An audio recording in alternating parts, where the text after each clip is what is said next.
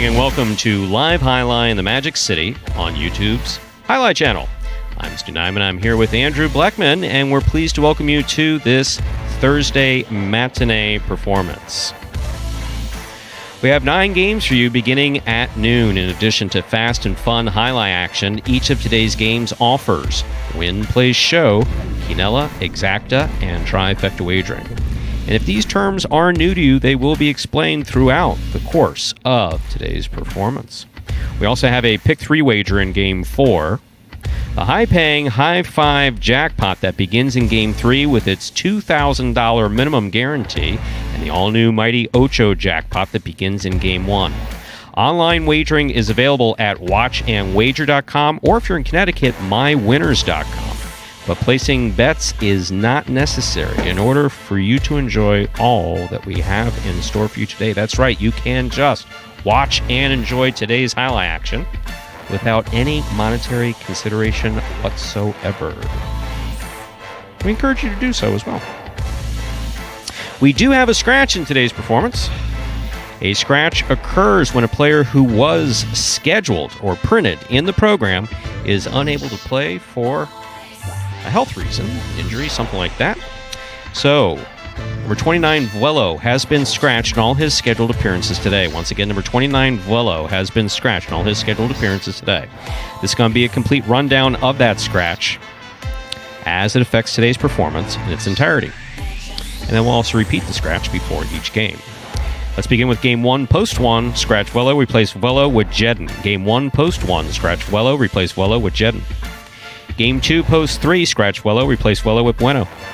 Game 2, Post 3, scratch Vuelo, replace Vuelo with Bueno. There are no scratches in Game 3.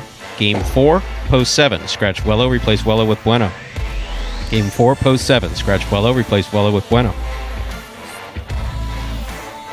And then finally in Game 5, when we reintroduce doubles, Post 6 in the backcourt, scratch Vuelo, replace Vuelo with El Barba. Game 5, Post 6, scratch Vuelo, replace Vuelo with El Barba. So Game 5, Post 6 is now Anderluck with El Barba. That is the scratch of Vuelo as he affects today's performance in its entirety. Andrew, how are you? Stu, had a good week, as you said. Happy to be back. It feels like a long couple of days there in between those Monday through Wednesday long days, but good to be back here. And we'll start it off with a quick note, as you mentioned there, with the scratch of Vuelo, Fantasy Jai-Alai.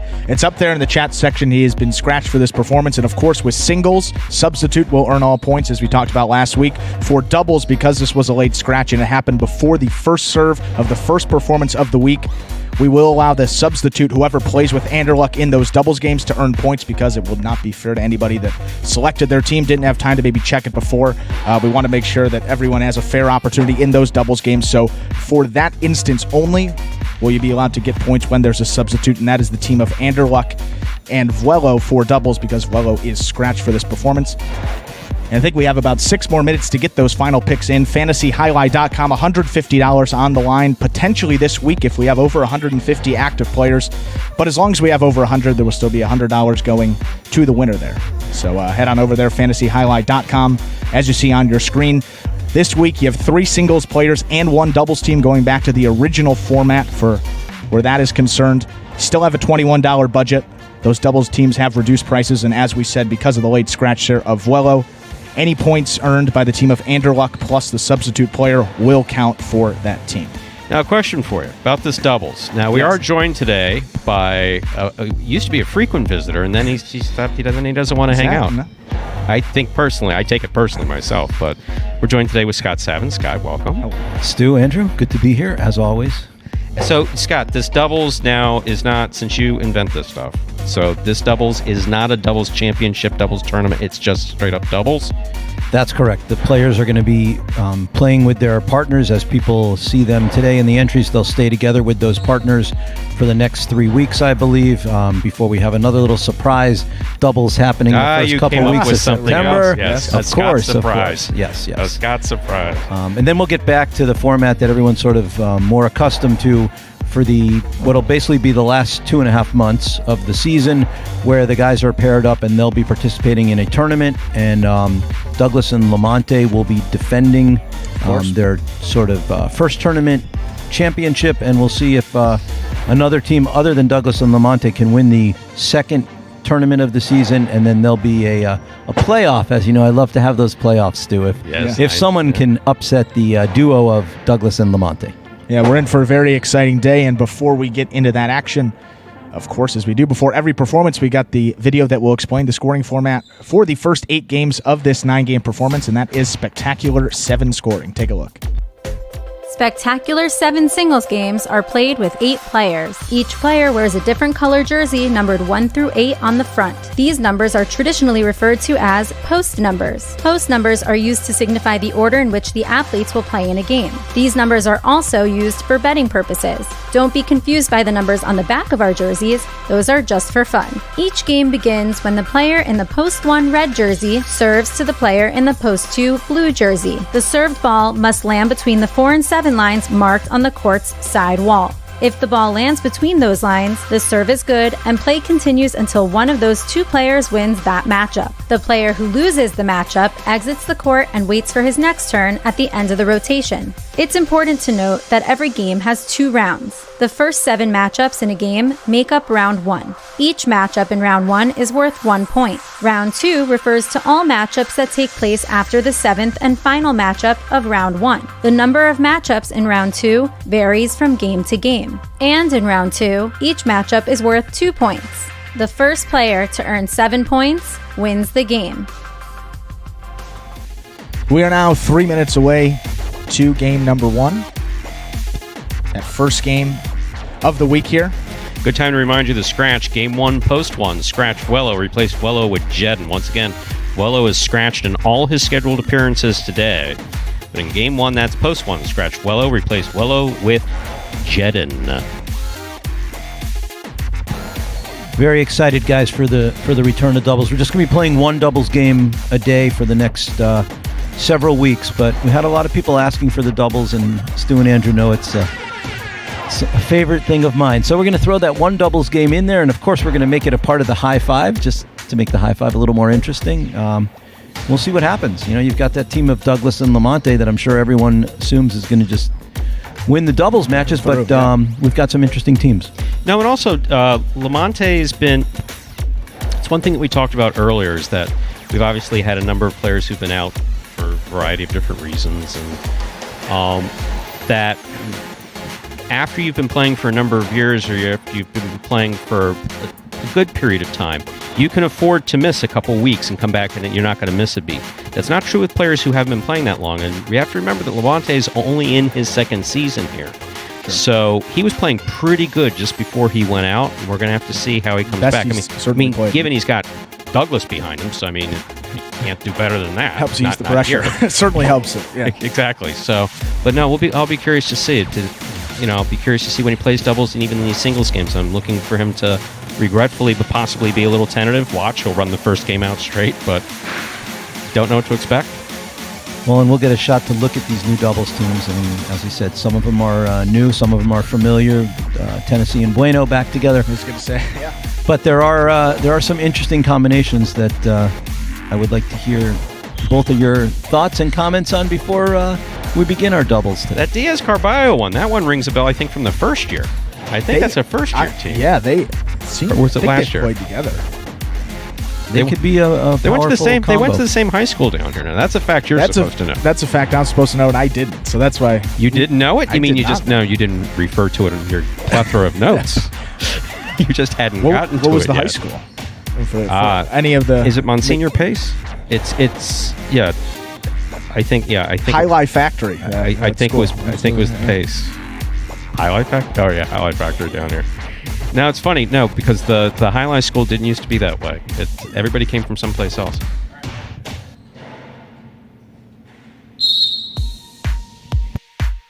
We are ready to begin game number 1, a spectacular 7 singles match. Played at 7 points. Points will double after the first round of play. Serving in the red shirt of post 1 and substituting for Vuelo is Jedden. Receiving in the blue of post 2 is number 10, Juice. Our first matchup has Jedden serving to Juice.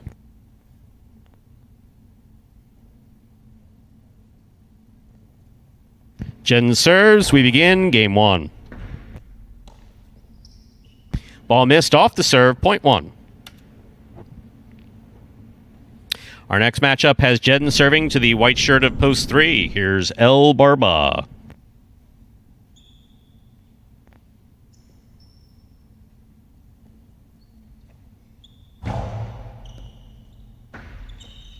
El Barba's got it. Nice backhand. Jedden for the rebote from the 10 line. Soft touch. El Barba moves up. Good catch by Jedden. Good catch by El Barba.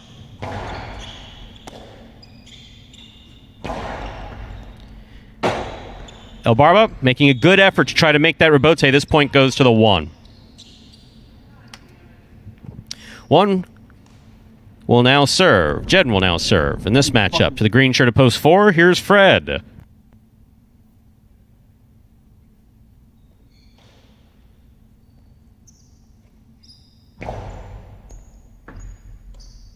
Ball dropped off the serve, point 1. Jedden's made 3 straight points. Now receiving in the black shirt of post 5, Lamonte.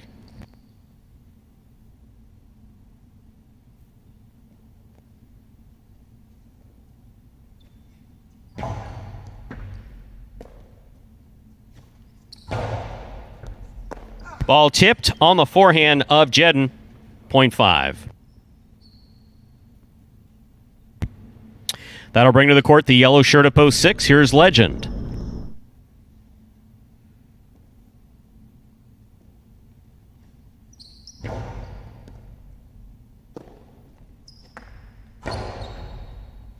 Lamonte makes the catch at the 9 line. Legend from the 10. Lamonte moving up, took his eye off the ball, missed it on the forehand, point 6.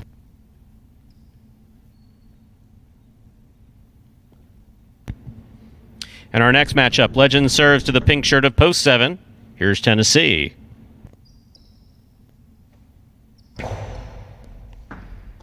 Tennessee from the left side.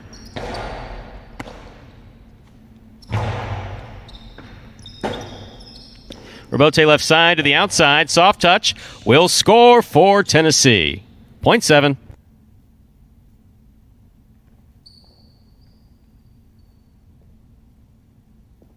Here now to complete the first round and receive, wearing the purple shirt of post 8, Diaz.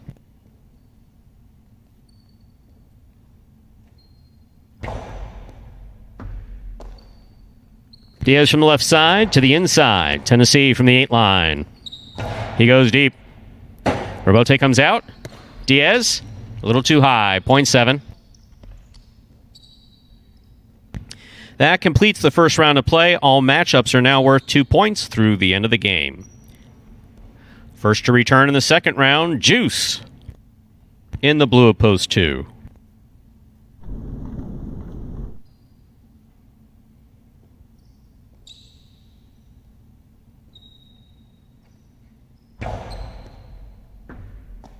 Juice on the right side. Hard to the inside. Tennessee's there. Juice on the forehand again. Another hard throw. Another good catch by Tennessee. Rebote. Hard to the inside. Tennessee's there. Juice midcourt. Low and hard to the inside and a scoop. One-handed by Tennessee. That backhand, however, hit the overhead screen. Point 2.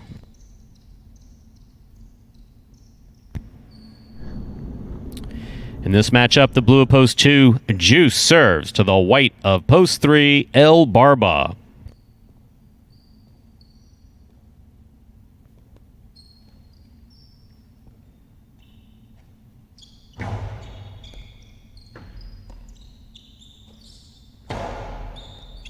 Catch by Juice.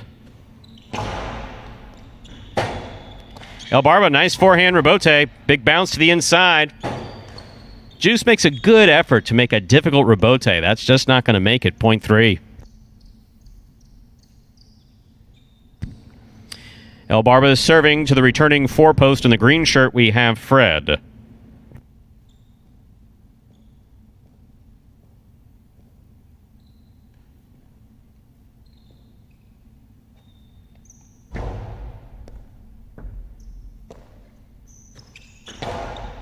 Catch by El Barba.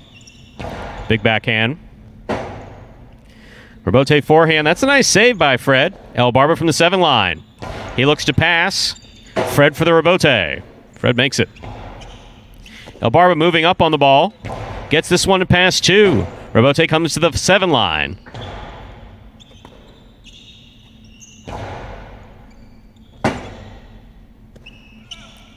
That one got away from Fred. Point 3. El Barba's made 4 points, returning with 3 points. The red shirt of post 1, Jedin.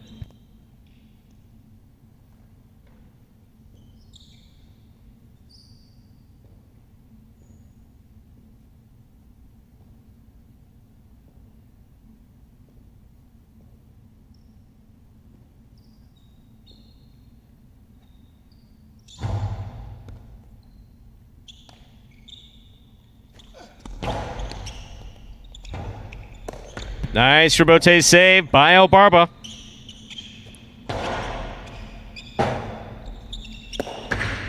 Point 1. Possible game point for the red shirt of post 1, Jedin. Trying to stop him, post 5 in the black shirt, Lamonte.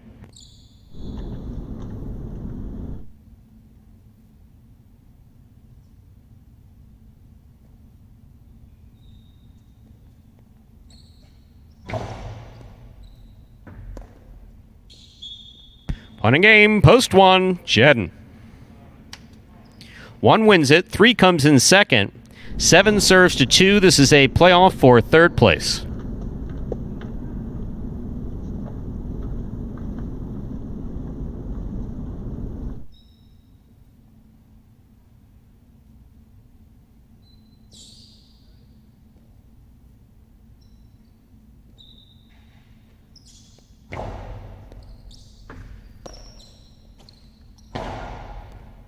Catch by Tennessee. There's a hard throw. Rebote, swing and a miss. Point and a 3rd place finish for post 7, the pink shirt, Tennessee. Unofficial order of finish for game 1, 1, 3, 7. You'll have your prices up in just a moment.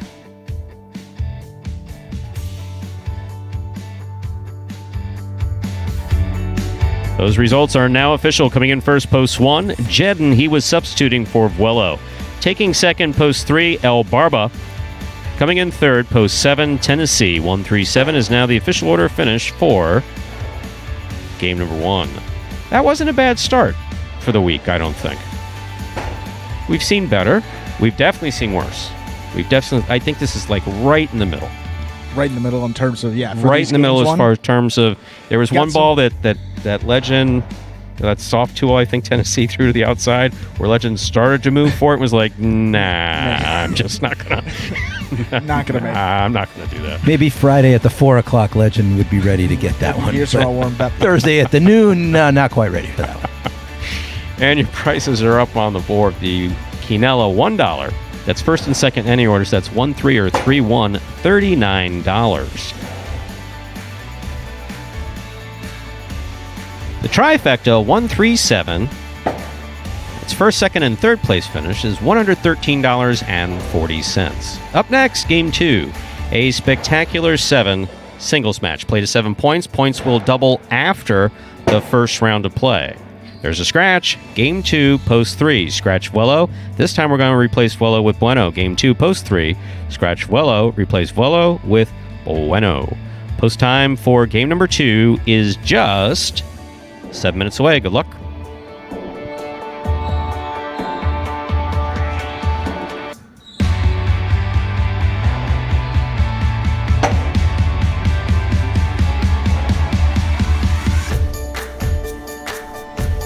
And folks, 6 minutes away there from game 2. And to get you set up for that second game, we got a video that will explain here in simpler terms for any new fans how the sport of Jai-Alai here is played. Take a look. The main rule of Jai-Alai is simple. Players must catch and return the ball in one fluid motion. Sounds easy enough, right? So how do you win? You can win a matchup simply if your opponent overserves, underserves, or serves the ball out of bounds. On the flip side, your opponent wins the matchup if the serve is so good that you fail to catch and return the ball to the front wall. If your opponent fails to catch the ball before it bounces twice on the ground, or if your opponent's cesta makes contact with the ball but doesn't catch it, then, in both of those cases, you win the matchup. You can also win a matchup if the ball bounces around in your opponent's cesta during an attempted catch. This is called juggling, and it's illegal in Jai-Alai. Another way to win a matchup is if your opponent throws the ball and it lands out of bounds on its return from the wall. The overall game strategy for a Jai-Alai player is to make it difficult for an opponent to reach the ball in time or to execute a rebuttal play.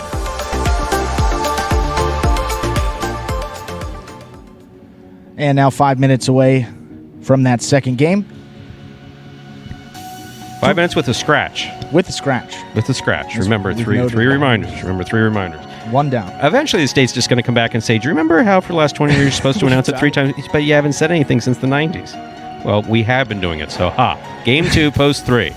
Scratch Wello, replace Wello with Bueno. Game 2, post 3. Scratch Wello, replace Wello with Bueno. You know, I thought I knew everything about the parimutuel statutes. You're supposed to announce a scratch 3 times in the rules? Once upon now rules. Okay, this is actually an important conversation. So, once upon a time, instead of listing all of the Jai-Alai rules, 3 judges, 2 judges, all of that stuff, there was a line that said the rules governing Jai-Alai are the rules as adopted by the National Association of Jai-Alai Frontons, NAJF. Okay?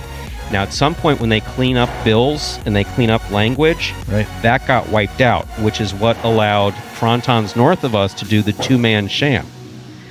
When an attorney bought a Fronton that will remain unnamed, Orlando and Ocala, and said, why would I pay 36 guys to play Jai-Alai when I can just play 2 guys? I don't even have to tell the public I'm open because there's nothing that defines what a Jai-Alai game is. And so the rest of us went, you can't do that. Are you kidding? That's terrible. We went to the state, and the state went, So, yeah, it was for years. I would have the state sitting next to me in the booth at Miami Jai-Alai. That was one thing you told me, yeah. Look, there was a state official in the mutuals office always. There was one who would actually stop the betting in the announcer's booth, and there was a chief who would be they'd have an office somewhere around there. How many were there in horses? In horses, they're all over the place, aren't they? Oh, yeah. Horses, there's 3 stewards, which have to be present for every race. Everything is videotaped. Yeah. And then they used to actually put them in towers around the track physically. Then they replaced them with the cameras in towers around the track. But there's always 3. Yeah, no, it was you had to announce it 3 times. So we once got into an argument that I had said it twice, just like repetitively, and that counted as the 2 because they literally wanted to fine us for not announcing it 3 times. That was like 94 or something like that. Wow. Well, the revival is on its way, Stu. No question. Before you know it, they're going to be forcing us to announce it 5-6 times because just so many people clamoring to wager. Coming full circle. That'd be cool. Exactly. One thing, Andrew, I meant to tell you this. So I've been on the phone pretty much round the clock talking about Jai-Alai with people and trying to increase our exposure. And virtually 1% of the world understands what Jai-Alai is. Yep. But when you're explaining it, and the difficult part is the rotational system, and I've been using that king of the court from tennis. Yeah. And a lot of people seem to be familiar with that. I really can't come up with anything better. So if either of you 2 can, if not, that king of the court seems to be working pretty well. A vast majority of people understand that, which actually surprised me. Yeah, no, the king of the court, as you were saying there, it's how it works in a tennis game. That's more of like a fun game you would play back in like tennis back in the day. I remember playing, but the person that is on control of one side of the court, you have to physically beat them in one particular matchup or point. We call them matchups here, but in that point to overtake them. Then you would run to the other side. You would be the king of that court, and the player that originally held that spot would then go to the back of the line, and then whenever they would come up in the rotation again, they would have a chance to try to knock out the person who was the king of the court, the one on the other side. So if you win, you stay. If you lose, you go to the end of that rotational system, and then you get another chance when however many people. Well, here we have 8-man games here, so you got to wait. What is it? 6? Yeah, do math. You got to wait about 6 matchups there to get back. But in tennis, yeah, depending on how it works, I think that king of the court, it does give people an understanding of it because, you have one guy on one side of the court. Once you beat him, it doesn't matter what you do. The ball could hit the line, barely land in. That guy could overserve it, hit it way out. There's a million ways you can win or lose the point, but once you beat them, you overtake them as the king, and someone's got to knock you out until you to get you out of that spot. So. Yeah, it's dead on with the way highlight works, but I can't really think of any other parallels in sports where that situation exists. I know we talk about batting orders in baseball, but when the baseball player comes up to hit, whether he makes a hit or an out, he still goes back to the end. Right. It's the whole point of you win, you stay, and in other sports, off the top of my head, we can try to think of some, but I think really tennis, that king of the court, the only example there. With that, we're ready to begin game number 2, a spectacular 7 singles match. Played to 7 points. Points will double after the first round of play. Serving in the red shirt of post 1, we have Tennessee. Receiving in the blue of post 2, we have Legend.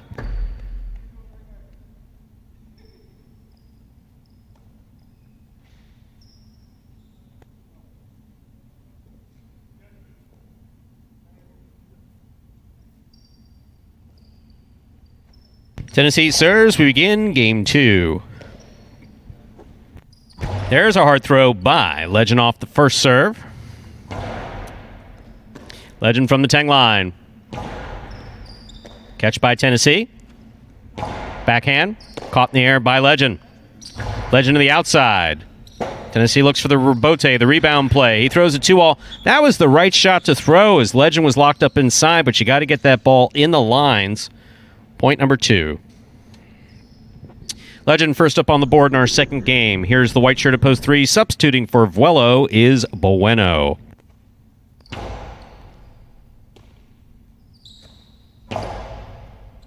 Legend deep in the backcourt makes the catch. Rebote by Bueno. Legend moves up, makes the catch. Clips the side wall. Bueno's there. Legend from the 12 line. Good. Point 2. Our next matchup has Legend serving to Lamonte, who's wearing the green shirt at post 4.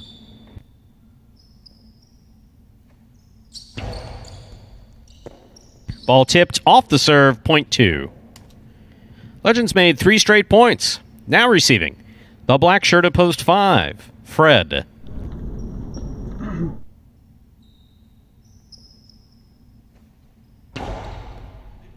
Great catch by Fred off a good serve by Legend. Legend from the 10 line. Fred takes the ball on the hop. Oh, no. Throwing a cortada from the 10 line and hitting the pad. Oof. Point 2.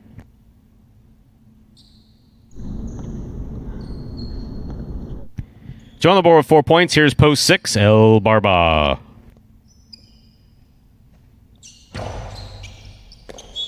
Over serve, point 6. Ball's got to land between the 4 and 7 line on the serve. That went over.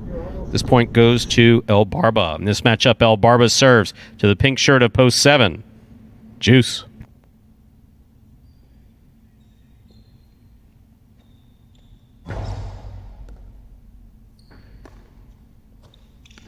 Powerful backhand by Juice, passes to the rebote. That rebote was hooked by El Barba. Point 7.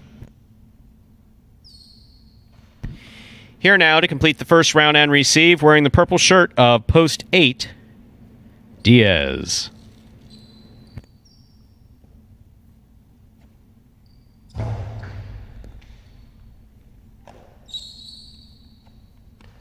Diaz with a strong forehand. Good catch by Juice. Diaz makes a good catch on the left side. Big backhand. Comes all the way to the 11 line where it scores. Point 8.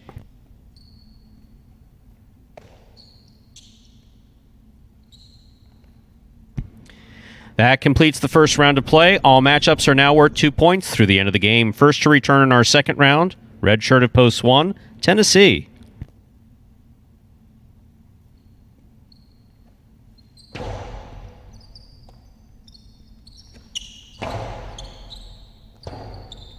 Rebote left side by Diaz.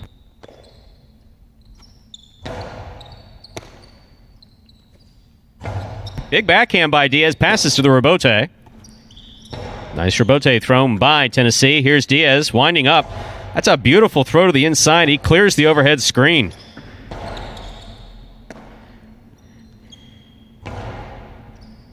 Tennessee on the left side. Rebote forehand. Point 8. 8 on the board with 3 points. Here's post 3. Receiving is Bueno.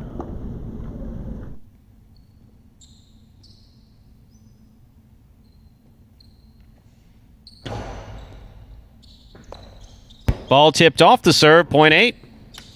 Straight points to a possible game point here for Diaz. On the court trying to stop him. Green of post 4. Lamonte.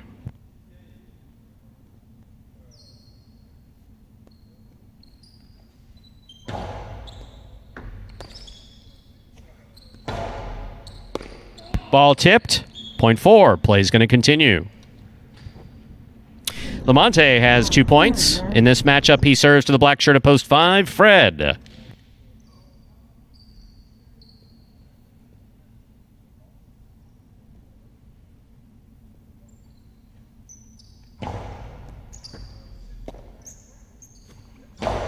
Strong backhand throw.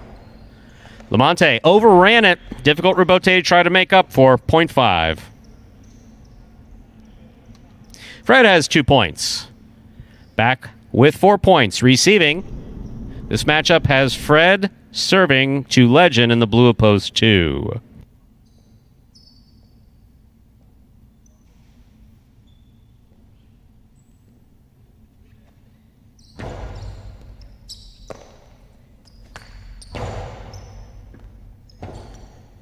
Rebote forehand by Fred. Ball tipped by Legend. Point 5. Fred's got 4 points. Serving to post 6, El Barba.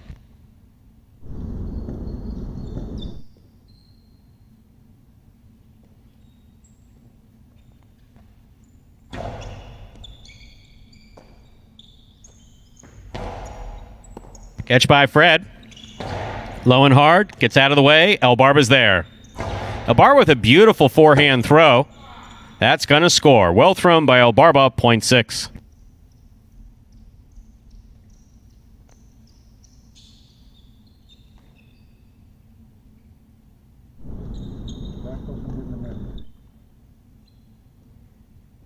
Here's the pink of post 7, Juice.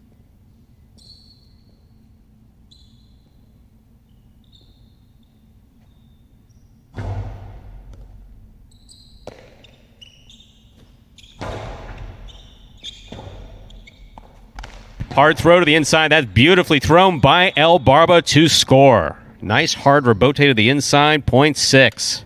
That gives him a possible game point. El Barba serves to the red shirt of post 1, Tennessee.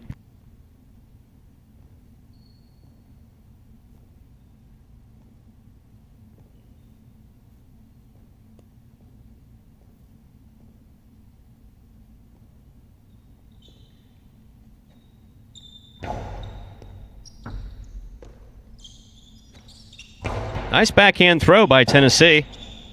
That's a difficult rebote to try to throw. Nice scoop by Tennessee.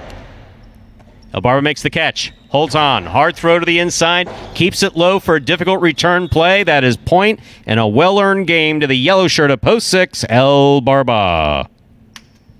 6 wins it 8 places. 2 serves to 5. This is a playoff for 3rd place.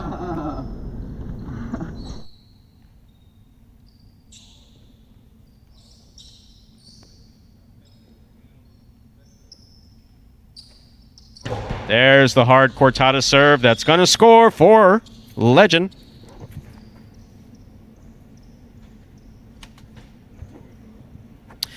Two comes in third. Unofficial order finish for game number 2, 6-8-2. Your prices will be up in a moment.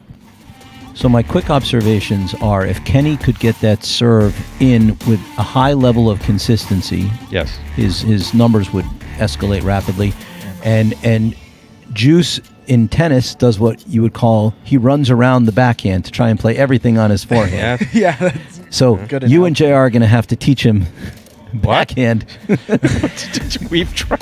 We're going to no excuses. Yes, sir. keep plugging with that one. Yes, but it's sir. funny because he is like a tennis player who runs around his backhand and tries to take everything on the forehand. Now, LA has the same. Brackley rather has Yeah. has the same issue. They have very little confidence on their left side. When they start playing in practice, they have more confidence. But once they get serious, I was talking to Douglas about this. And I've only seen it once when I judged last year, and of course started off by falling right on my ass the very first. Yeah, Do you remember?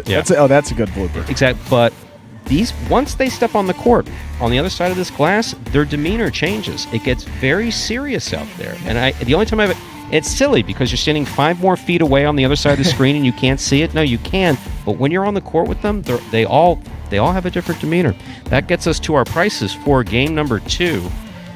The Quinella 6-8. That's first and second any order. So that's 6-8 or 8-6. $81 even. A consolation in the trifecta. 6-8 all. Once again, $2 try. That's first, second, and third place finishing. 6-8 all. $482 even. And for those of you who aren't familiar with what that all means, it means that no one who placed a trifecta bet had a 6-8-2. So it pays a consolation 6-8 with all numbers. Not particularly difficult to understand. Even I get it. Up next, Game 3. A spectacular 7 singles match. Played to 7 points. Points double after the first round of play. There are no scratches in our third game. However, Game 3 does begin. The most generous wager in all of parimutuel wagering. The High Five. High Five is up next.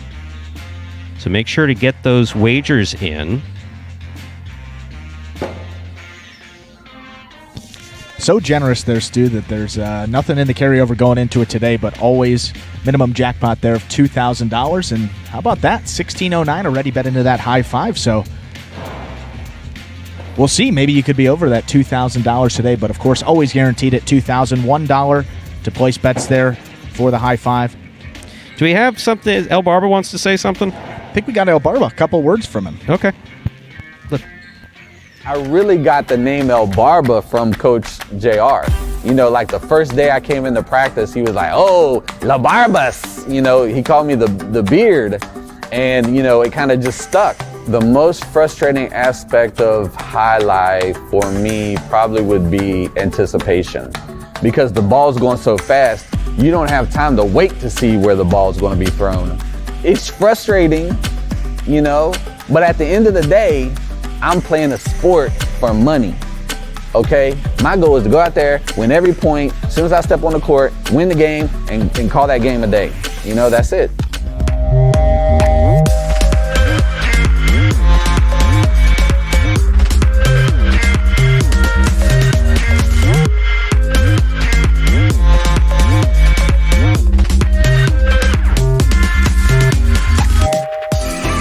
Welcome back to the Rabote Recap. Magic City is now 14 weeks into the Jai-Alai season, and a familiar face has resurfaced atop the championship singles standings. Number 13, Douglas.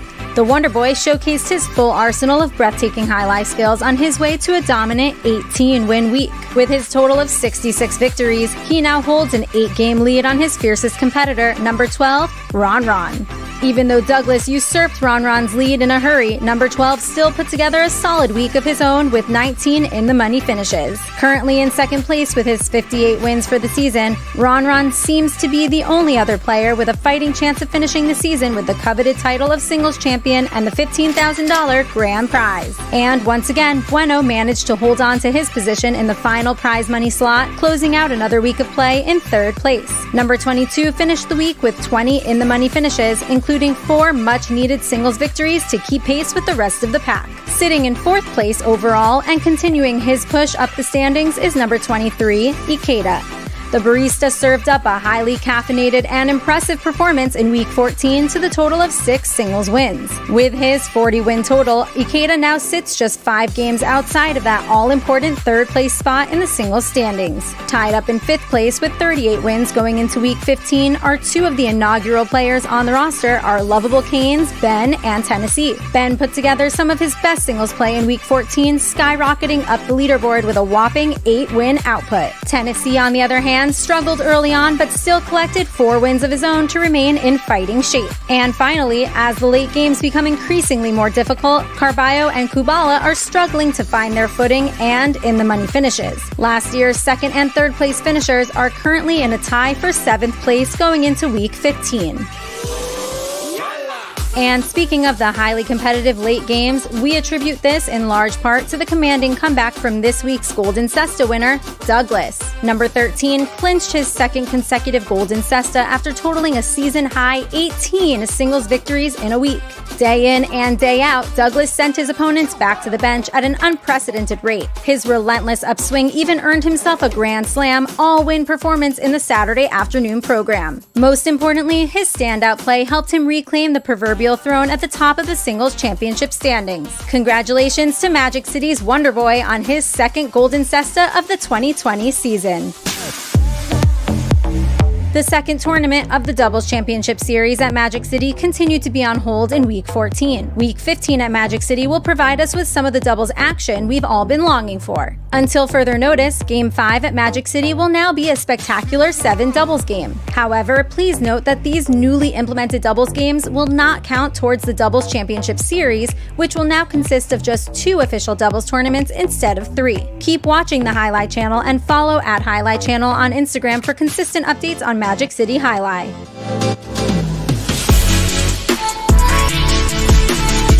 Shout out to this week's fantasy winner, Trifecta. Team Trifecta will receive a Magic City Jai-Alai t-shirt as well as a full $100 cash prize for its stellar performance in Week 14. Watch our weekly fantasy review on our Instagram page at Jai-Alai Channel for more details on Trifecta's winning Week 14 lineup. Every week is a new chance to earn points for your fantasy team, so you can always come back to your team or join the league at any time. And remember, the cash prize of $100 sponsored by Magic City Jai-Alai will remain unlocked as long as there are 100 active league members. But that's not all. If we surpass 150 active members, Magic City has agreed to increase the prize money to $150. And it will remain unlocked at that value. Visit fantasyhighlight.com to join the league for free, draft your own fantasy team, and start winning. This week's Rebote play goes to our South Florida legacy, number 22, Bueno. Bueno has certainly hit his stride in the 2020 season, sitting comfortably in 3rd place overall with 45 wins. This second-generation Pelotari continues to develop at an astounding rate while exhibiting unparalleled effort and determination until the final whistle of every performance. In this play, Bueno demonstrated his never-give-up mentality as he dove into the side netting to perfectly execute a no-look Rebote to score. It sounds impressive because it is impressive. This Rebote play is a perfect representation of the fast-paced, wildly athletic, no-holds-barred version of Jai-Alai that can only be found at Magic City. See it for yourself in this Rebote Play of the Week. There's the carom by Ben. Bueno read it, stopped it, returns the carom for a sharp cut.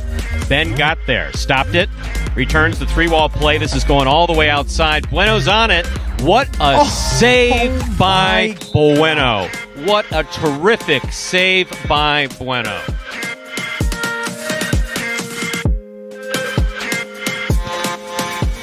And folks, that was El Barba, the Rebote recap from Week 14 last week. And that gives us about just 1 minute till game number 3. Last chance to make those bets for the high five. $2,000 guaranteed, of course, there. Pick the winners of games 3 through 7, be the only winning ticket, and get that $2,000 jackpot. And of course, you can bet as many combinations as you'd like. You're not limited. And once again, there are no scratches for our 3rd game. Wello was not scheduled. He's our only scratch. He does come up again in games 4 and 5. We have 1 minute to go till we begin game 3. 1 minute to place those wagers in game 3 and the high five. Best wager in parimutuel sports. There's no question about it. It's generous. It's consistent. People seem to like it. Consistency. That's the key. That's what we say in sports. What separates the great wagers from just the good wagers. That's what separates the high five. It is consistently hit there. So we'll see if anyone can do it here in this performance. Consistently distributing cash is what we're doing. That's right. Scott's so confident it's going to hit, he came in. We hate to have to call you in with all those singles. We're ready to begin game number 3, a spectacular 7 singles match. Play to 7 points. Points will double after the first round of play. Game 3 begins. Today's high five. Serving in the red shirt of post 1 is Diaz. Receiving in the blue of post 2, El Barba. Diaz serves. We begin game 3. Scoop attempt. Missed. Point 2.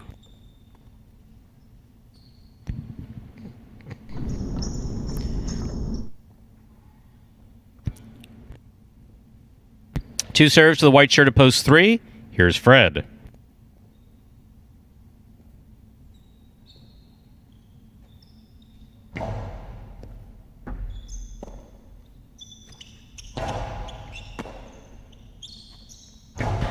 Backhand was hooked up to the overhead screen. Out of play. Point 3.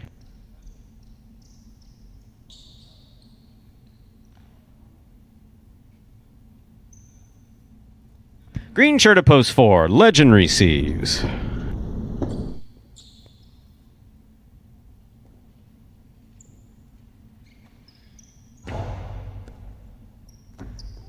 Good serve by Fred's going to cross the side wall about the 9 line. Missed by Legend. Point 3. Here's the black shirt of post 5. Jedden receives.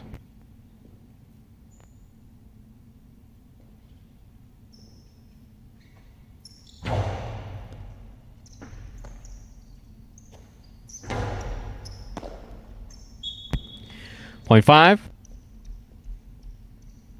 Our next matchup has Jedden serving to the yellow shirt of post 6. Receiving is Lamonte.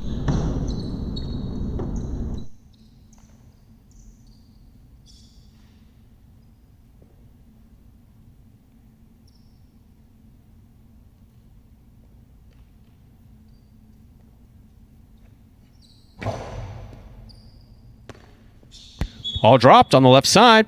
Point 5.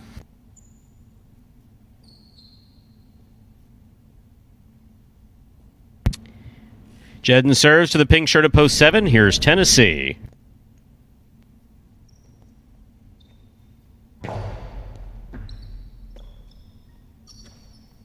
Big backhand by Tennessee. Robote forehand played nicely by Jedden to score point 5.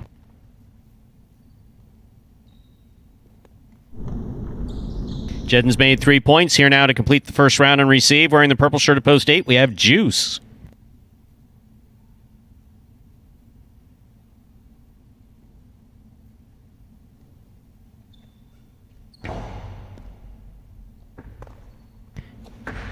Backhand by Juice, caught in the air by Jedden. Jedden winding up with the 2-all, nicely thrown to score. Point 5.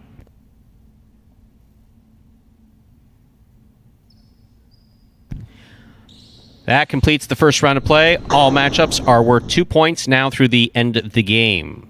Jedden has 4 points. Here's post 1, the red shirt, Diaz.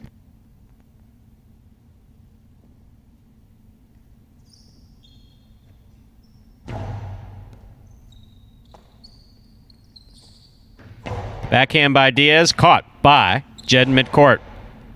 This one gets by Diaz on the right side, point 5.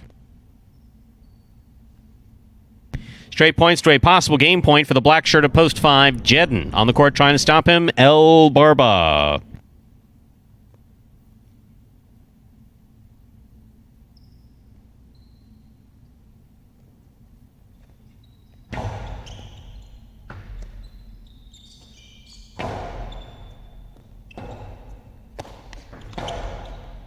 El Barba from the left side. Jedden from the 8 line. Great catch by El Barba.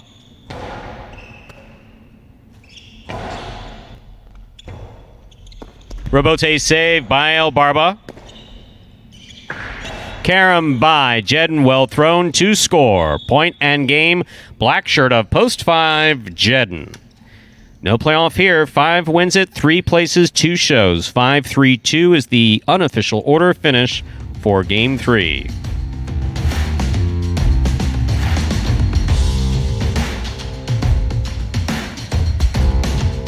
It's official. Coming in first, post 5, Jedden. Taking second, post 3, Fred. Coming in third, post 2, El Barba. 5-3-2 is the official order finish for Game 3. And I'm going to call it. Jedden was playing traditional highlight there. Yeah, I was going to say... Now, there was a little hold on that left side. I mean, there was a slight hold, but that's fine. It wasn't holding. There was a hesitation. It wasn't as smooth as you would see it, as we'll see it next year. And then threw that carom when he saw that he had it. That was excellent. Jedden played great. Jedden last week and I think for the past 2 weeks has been playing those early games. Today he got one via a substitution, but he's moved back now where I think he's playing games 3 and 4 and then the doubles in one of the later games. So he needs to take advantage of these opportunities in the early games because he has less opportunities. No question about it. And it's always fitting to see a game end with a nice kill shot there and just a perfect carom there by Jedden. He's been working on that, and it shows there perfectly. No, he does put a ton of practice. I'll tell you, I saw the best practice I've seen here in the longest time. It was Ben, Jedden, and Douglas on Sunday. They're here for about an hour and a half, maybe 2 hours, just playing singles, and just the play was terrific. That gets us to our prices for game number 3. 5-3-2, the official order finish. The Quinella, first and second in any order, so that's 3-5 or 5-3, $43.20.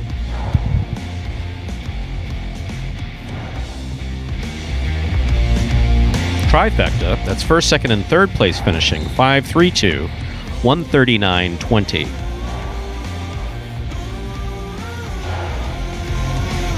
Up next, ladies and gentlemen, is game number 4. Game 4 is a spectacular 7 singles match, played to 7 points. Points will double after the first round of play. There is a scratch. Game 4, post 7, scratch Vuelo, replace Vuelo with Bueno. Game 4, post 7, scratch Vuelo, replace Vuelo with Bueno. Post time for game number 4 is now just 7 minutes away. Good luck. Imagine the perfect mixture of athletics, spectacle, and speed. Jai-Alai. Let's design a Conan O'Brien or Conan superhero. Sure. Oven mitts. Maybe there's some steam coming off the mitts because I took a focaccia out of the oven. Oh, a highlight glove in the other one. That'd be great. Have you ever played Jai-Alai? Actually lacrosse, but it's Jai-Alai for white people. I'm Johnny Nacho, this is Steve-O, this is Jai-Alai. Jai-Alai is like handball, only you fling the ball and catch the ball with this basket thing. It's more complicated than that. And dangerous.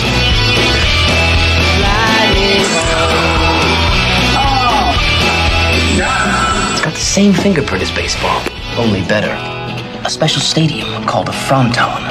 And you can sit real close, which is a thrill because the ball goes 175 miles an hour. I can serve this pelota almost 200 miles an hour. Big whoop, that little squishy. Jesus, is this made of limestone? It's a dangerous game, amigo. It's called a cesta.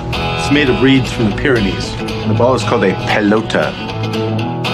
A lightning ball.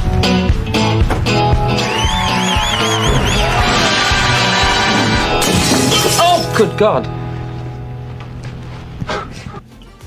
And now we're just under 5 minutes away from that 4th game.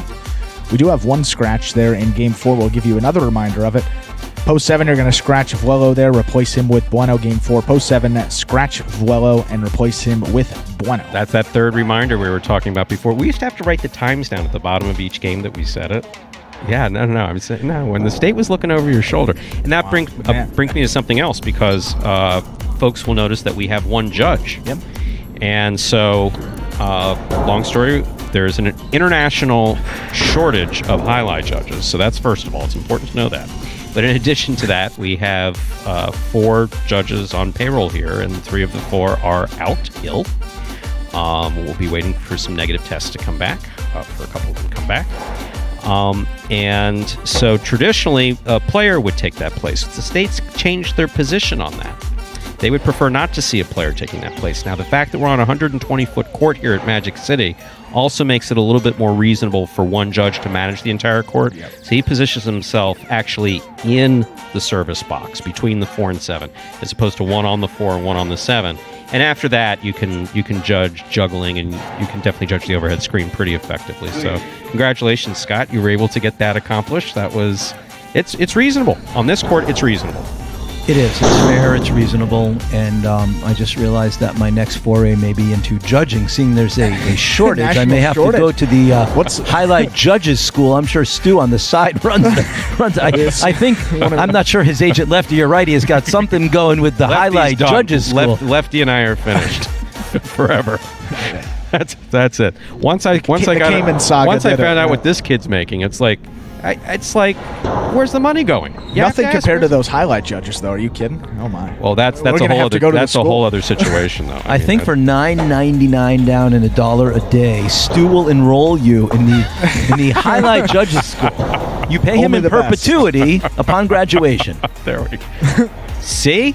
Now you see. That man's a genius. That's a smart guy. That's how you get those. See, that's who you want but that's who they got to negotiate with. That's why I'm constantly getting screwed.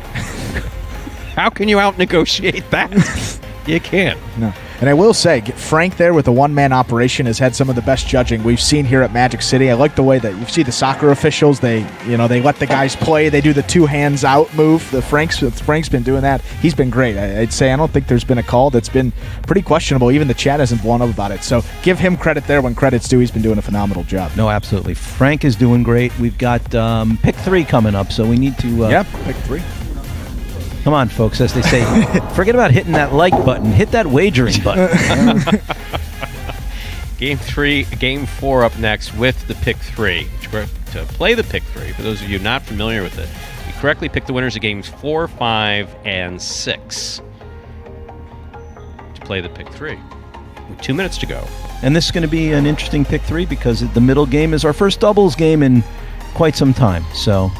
I know we were talking earlier, and we'll talk before the next game, but that Douglas and Lamonte team, the champions of our first tournament, and then some very interesting other combinations in there for people to consider. Yeah, and talking about that pick 3 as well. I mean, you got this game 4 there. You see a couple of names. You see Jedden was playing in some of those later games, Ben playing in some of the later games, Anderluck, Bueno. So a good mix here in game 4, and then you have that 5th game, which is doubles, and then game 6 gets right into that feature game. So I'd say we kind of hit the meat of the program here, and we'll see. Got a couple more minutes to get those bets in for the pick 3, see if we can get that couple more bets in there. But I think everyone here, as we said, excited to see these doubles games and one per performance, and we will preview these teams a little bit before this 5th game, but and Fred and Ikeda, that was one of the teams that was actually a pairing in that first tournament that we didn't see a lot of. They had a couple of wins there, played particularly well. It's another team to look out, but we'll get more in-depth into that. Before game number 5, we got game 4 first for you. Let's begin our 4th game, a spectacular 7 singles match. This game is played to 7 points. Points will double after the first round of play.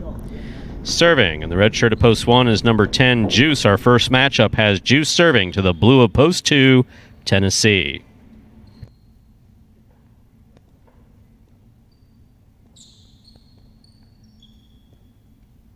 Juice serves. We begin game 4.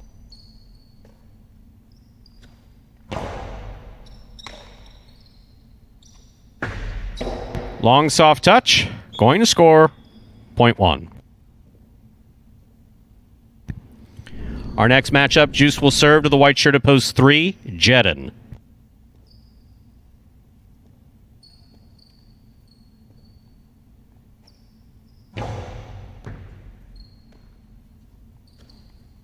Nice backhand. Wow.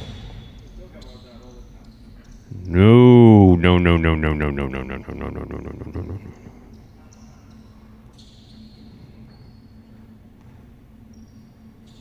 We'll give that point to the 3. Green shirt of post 4 receives. Here's Ben.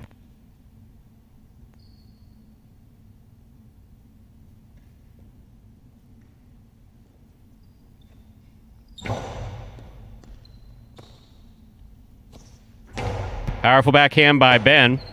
Robote left side. Touch the side wall. Scooped up, but not held on to by Ben. Point 3.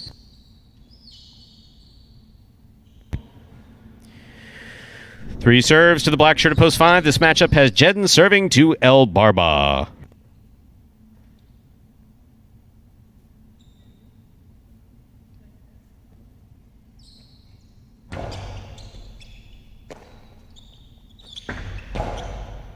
Jedden from the forehand. Excellent catch by El Barba. Jedden, nice rebote, clipped the sidewall, but will score. Point 3.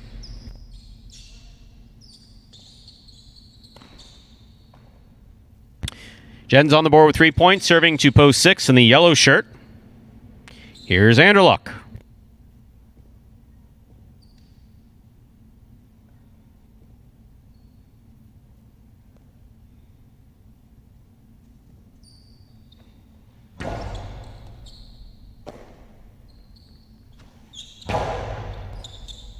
Great throw from the forehand of Anderluck.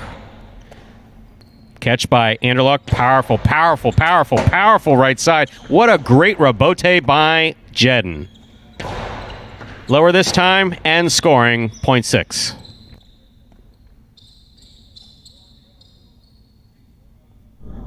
It's always on defense.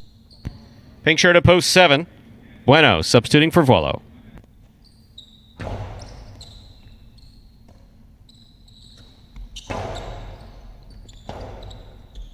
Rebote forehand throw by Anderluck. Bueno from the 8 line. Anderluck for the rebote save. Big, big bounce into the 9 line. Bueno with a good catch at the side wall. He goes deep. Rebote's up. Fired from the forehand of Anderluck. Rebote back to the 10 line. Very nice. Anderluck from the left side. Anderluck on the forehand makes the catch. Hard to the inside. Bueno makes the catch. There's the backhand. Anderluck from the 8 line. Cortada comes back. Bueno stops it. Rebote hooked. Point 7. Well played point by Anderluck and Bueno.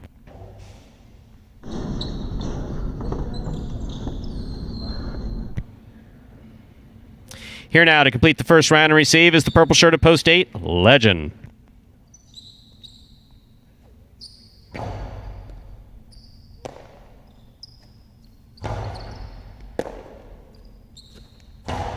Big, big backhand by Bueno. Rebote all the way to the 4 line where it's missed. Point 7.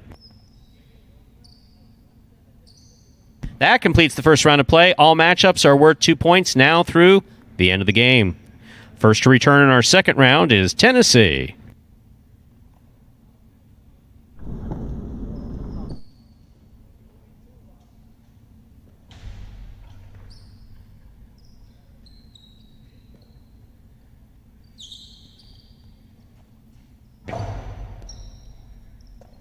Tennessee from the left side. Here's Bueno. Forehand rebote, got away from Bueno. Point 2. And our next matchup, Tennessee will serve to the red shirt of post 1, Juice.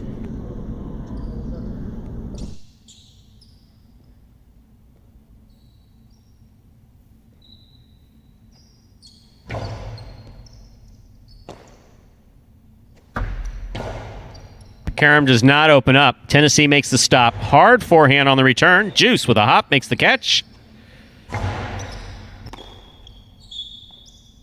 Point 1.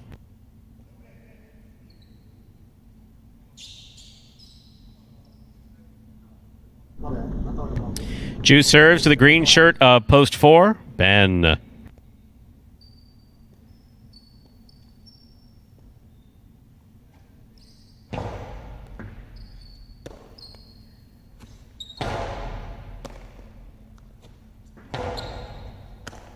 Ben on the catch. Good catch by Juice. Ben puts it at Juice's feet. Juice for the rebote.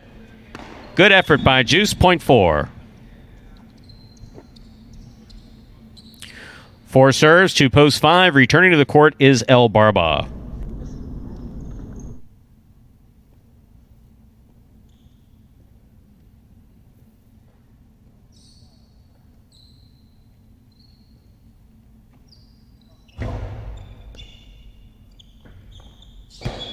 Good serve by Ben's going to score, point 4.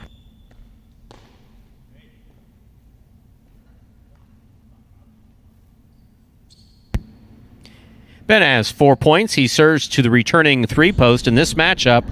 Ben serves to Jedin.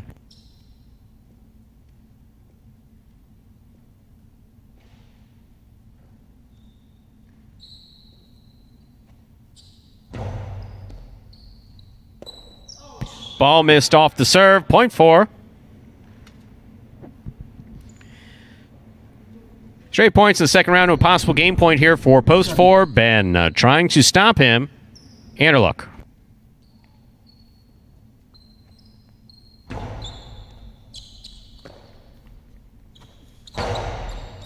Great catch by Ben at the 8 line. Anderluck going for the diving forehand rebote save. Powerful backhand again. Beautiful forehand rebote thrown by Anderluck. Picture perfect. Anderluck on the catch. Blasts the cortada. Stopped by Ben and a great catch. Here's the backhand. Rebote to the inside. Anderluck's there. Another beautiful rebote. This one's going to score point 6. Play continues. Well played point by Anderluck and Ben. Anderluck with 3 points. Here's post 8. Legend.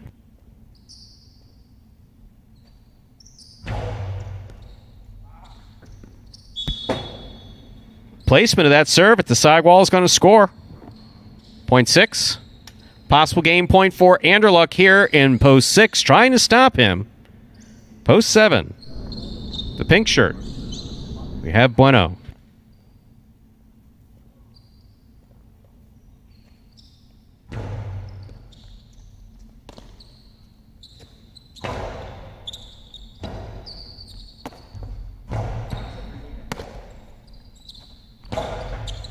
Good catch by Anderluck at the 8 line. Hard to the inside he goes where it scores. That's point. And game to the yellow shirt of post 6, Anderluck. 6 wins it, 4 places, 1 serves to 3. This is a playoff for 3rd place.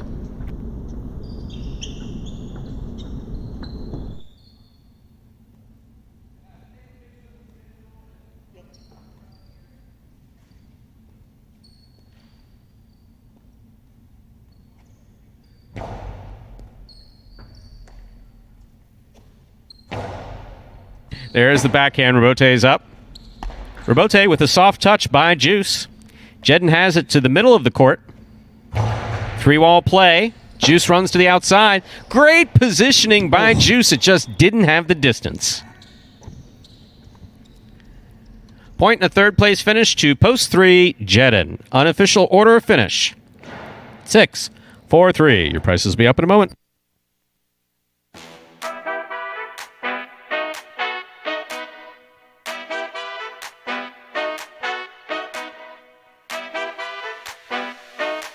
Results are official. Coming in first, post 6. Anderluck. Taking second, post 4, Ben. Coming in third, post 3, Jedin. 6-4-3 is the official order of finish. Well played game 4 there. Ben played extremely well.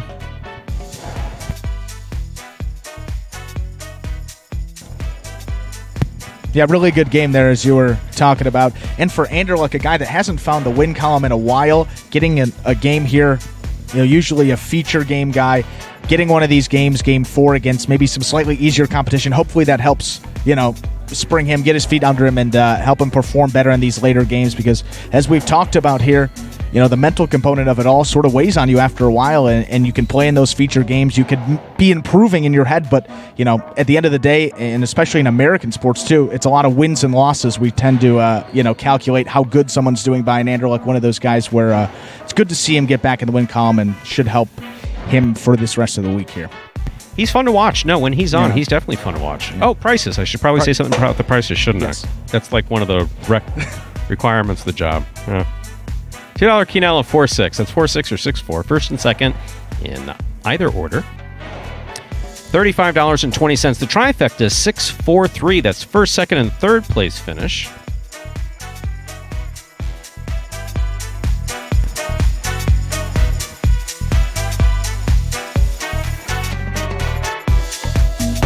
always roll that screen on you, Stu.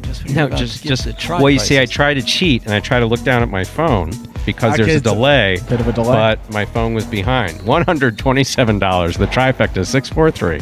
127 even. And up next, ladies and gentlemen, we return to doubles, or doubles returns. I don't know, however that works out. Game 5, a spectacular 7 doubles match. This game is played to 7 points. Points double after the first round of play. For those of you new to Highlight, doubles the same as singles, just you have 2 people on one team trying to accomplish the exact same thing. The front quarter always serves, and whoever's got the easiest play on the ball goes to. Other than that, all the rules apply. You got to keep it between the lines, serve between the 4 and 7. Ball can touch the floor once after any throw. There's a scratch. Game 5, post 6. Scratch Wello, replace Wello with El Barba. Game 5, post 6. Scratch Wello, replace Wello with El Barba. Post time 4. Game 5 is just 6 minutes away.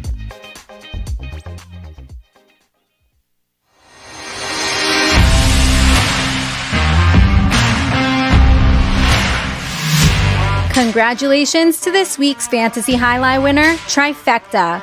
This team secured the win with a total of 193 points with the roster of singles players Douglas, Ben, and Legend. Trifecta nailed down the top fantasy scorer of the week, spending the big bucks on the $10 draft of Douglas. Number 13 put together an unbelievable performance, winning a jaw-dropping total of 18 games to make him the first player ever to eclipse the 100 fantasy point marker with his total output of 106 points. Douglas dominated the stat sheet in Week 14, even outscoring the other $10 value Ron by a mind-blowing 47 points. With just $11 remaining, Trifecta chose wisely with his selection of Ben at a $6 value. Number 7 took full advantage of his extra appearances in Week 14, finding the win column 8 times and finishing with the second highest total overall with his collection of 62 fantasy points. As a $6 choice, the former tight end outscored 8 of the higher-priced Pelotari's, including Ron, who was priced at $10, and Ikeda and Carballo, valued at $8. With just $5 left, Team Trifecta chose to round it out with Legend. Although this wasn't number 15's best week of play, his contribution of 25 fantasy points as a $4 draft was just enough to put Team Trifecta over the top. Using the $20 of the allotted $21 budget, Trifecta once again proves that higher price doesn't always mean higher value. As the sole winner of Week 14, Trifecta will receive a Magic City Jai-Alai t-shirt and the full $100 cash prize. It's important to note that cash prizes will remain unlocked for the duration of the season as long as there are 100 or more active teams in the league. Once the league hits 150 active members, the cash prize for a single weekly winner will increase to $150 thanks to Magic City Jai-Alai, which sponsors all of our prizes. And it doesn't end there. If the league reaches 200 members, the weekly prize money will increase yet again to $200. It's as easy as 1, 2, 3. Just sign up for free at fantasyhighlight.com. Pick your players and watch your progress on the Highlight Channel. The more people who play, the more money to be won. So please help us spread the word. And remember, every week is a brand new chance to update your team and win. You can find more details regarding the Fantasy League on the Instagram page at Highlight Channel or at fantasyhighlight.com. And congratulations to last week's fantasy winner, Trifecta, the winner there for Week 14. And good to be back to the original format here for fantasy. For this week, Week 15, we're back to 3 singles players and 1 doubles team with the reintroduction of doubles here in game number 5. And again, fantasyhighlight.com if you would like to play, completely free to sign up. And if we have over 150 people, there will be a $150 cash prize going to the fantasy winner, but that is locked in at $100 as long as we're definitely going to have over 100 players this week. But if we reach 150, it'll be 150, and then we get to 200, it'll be 200. So a lot to look forward to there with fantasy. We got game 5, and let's preview some of these doubles teams, guys, with a couple minutes left. Yeah, I'm excited. This is, one of the things I enjoy the most is doubles and putting teams together and hearing the feedback from JR and Stu and Andrew now. Got some interesting teams, and it's going to be who can knock Douglas and Lamonte off the top of the mountain. No, this is not an official tournament, but these guys will be playing together for the next 3 weeks, 1 performance a day. And I'm intrigued. A couple of teams maybe talk about are Carballo and Diaz, and get Stu's take on that, and Andrews and Ben and Jedin.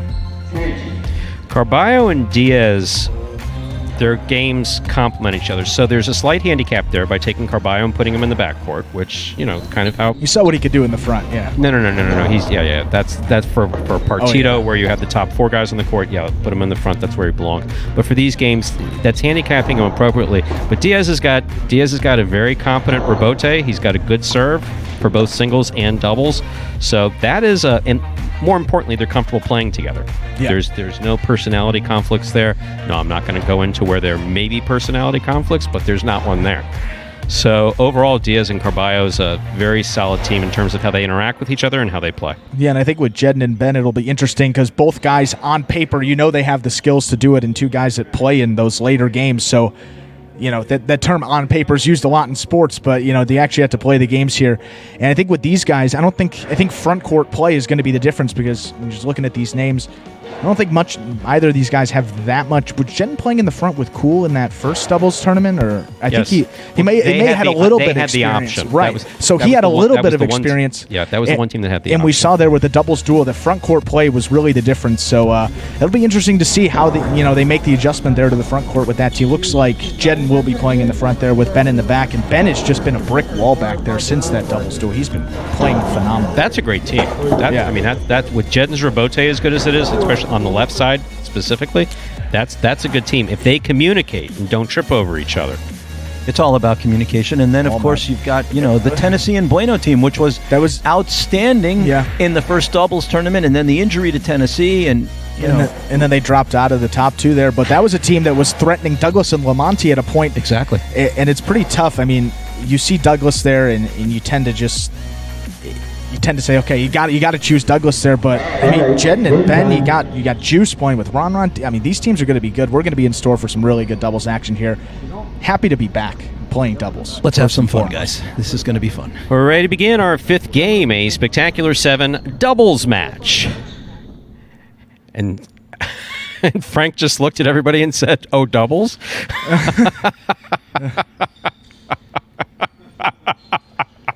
Serving Juice and Ron. Receiving Diaz and Carballo. There's the serve. We begin. First backhand by Carballo goes to the overhead screen. Point goes to the 1. 1 first up on the board in our 5th game. That'll bring to the court the white shirts of post 3, Lamonte and Douglas.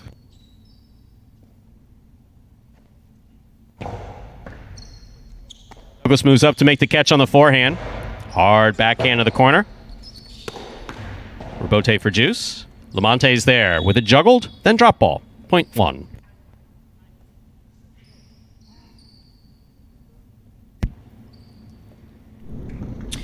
And our next doubles matchup. 1 serves the green shirts opposed 4. Jedden and Ben receive.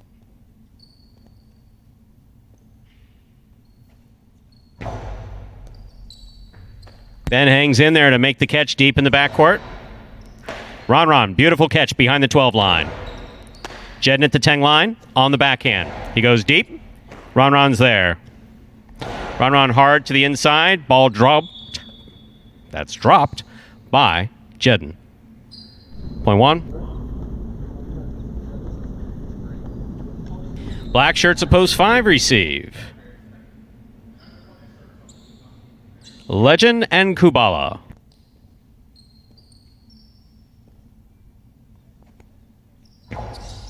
Legend's going to take the serve. Throw it back hard. Ron takes it on the forehand. Good catch by Kubala at the 13 line. He comes over the top. Ball rule tipped in the front court, point 5.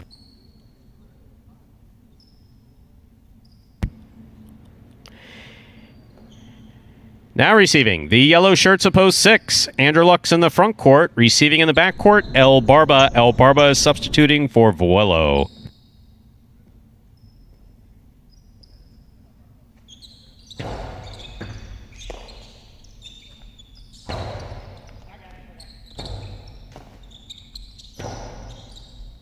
Catch on the forehand of Anderluck. Anderluck turns the carom. Carom hits the pad, point 5.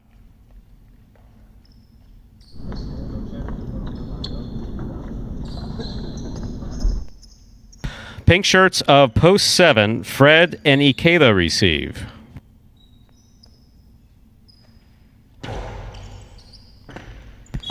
Point 5.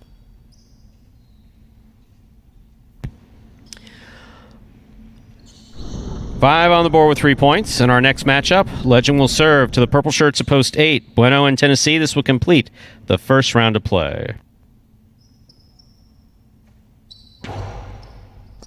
Tennessee goes down low to make the catch. Big backhand. Taken in the air by Kubala. Bueno from the 6th line on the backhand. Goes deep. Caught in the air by Kubala. Forehand rebote by Bueno. Catch by Kubala.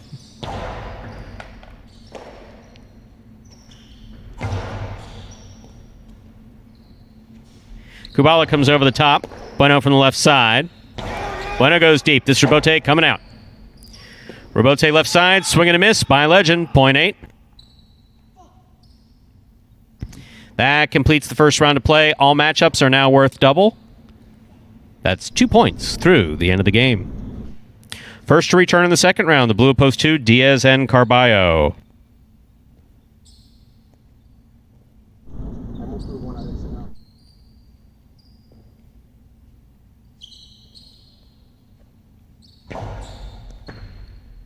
Carballo from the left side. Rebote forehand by Bueno. Catch by Carballo.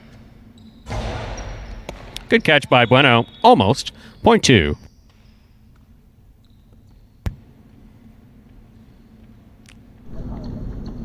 Diaz will serve to the returning 3-post in the white shirts. We have Lamonte and Douglas.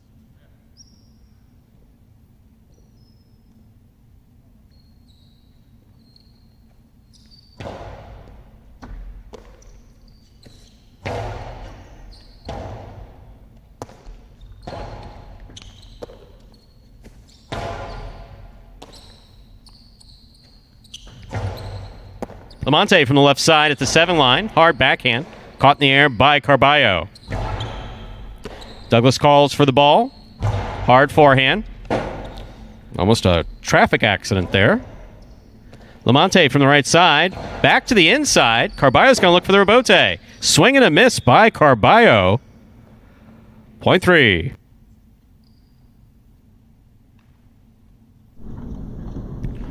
Green shirts of post 4 receive. Jedden and Ben.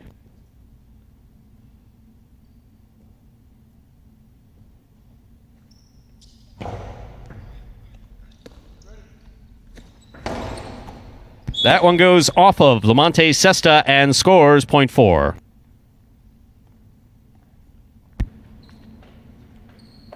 In this matchup, Jedden will serve to the red shirts of post 1. We have Juice and Ron.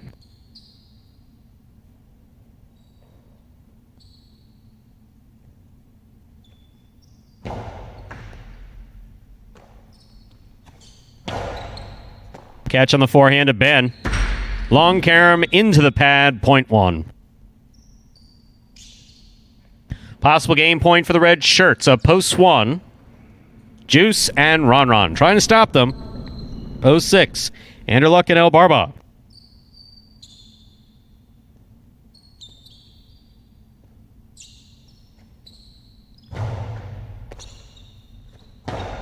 Anderluck blasts the serve. Rebote coming all the way out. Juice turns the rebote softly. Anderluck moves up on it. He overthrew that ball. Great catch by El Barba.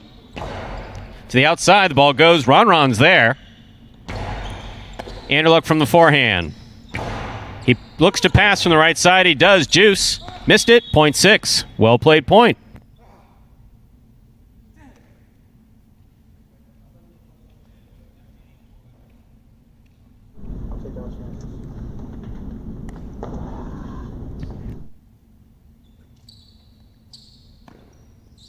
Here's post 7, Fred and Ikeda.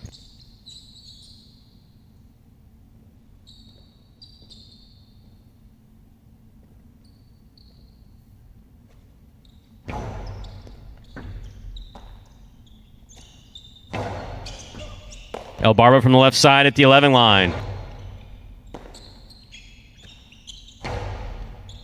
And a look from the 9 line. Good catch by Ikeda. And a look on the left side. Big backhand. Ikeda from the 12 line over the top. What a catch by Anderluck on the forehand. Picata follows. The big bounce brought down in a spectacular jumping sidewall catch. Miscommunication on the 6-team. .7. Wow. Here's post 5. Legend and Kubala receive.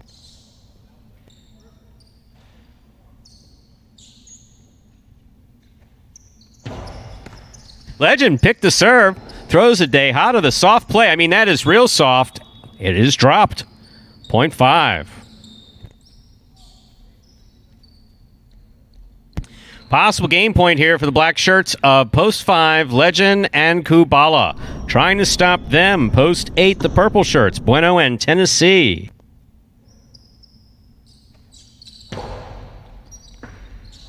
Point and game for the black shirts of post 5, Legend and Kubala.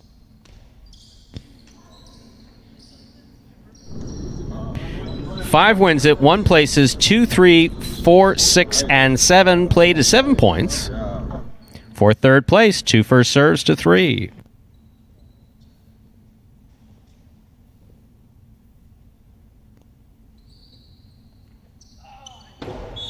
Underserve, .3. 3 on the board with 4 points. Here's post 4, Jedden and Ben.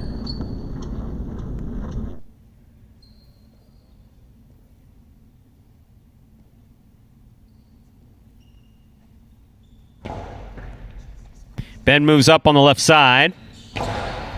That backhand so powerful, I don't even know where the ball is, to be honest with you. Did it go out? Yep. Good, Ben. Nice. Real nice. Real nice. Yeah, big, strong guy throws it straight out of the court. Ball's gone.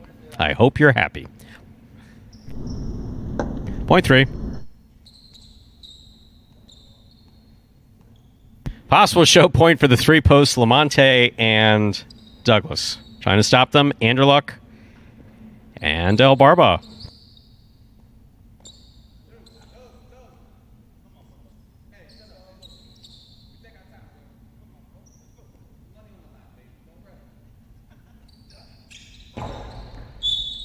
Underserve, .6. 6 serves to post 7. Fred and Ikeda receive.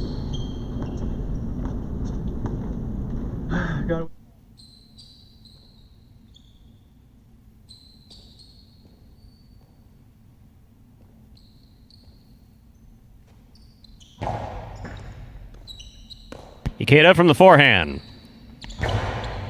Interlock on the left side. Powerful backhand.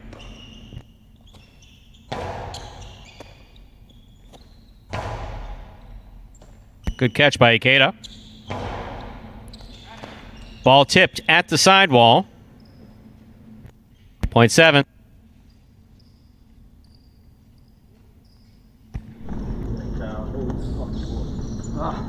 Seven on the board with 4 points. Here's post 2.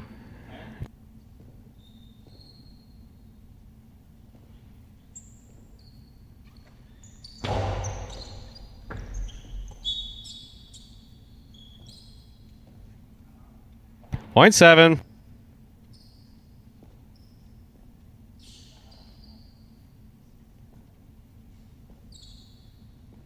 Possible show point here for post 7. Trying to stop them. Jedden and Ben.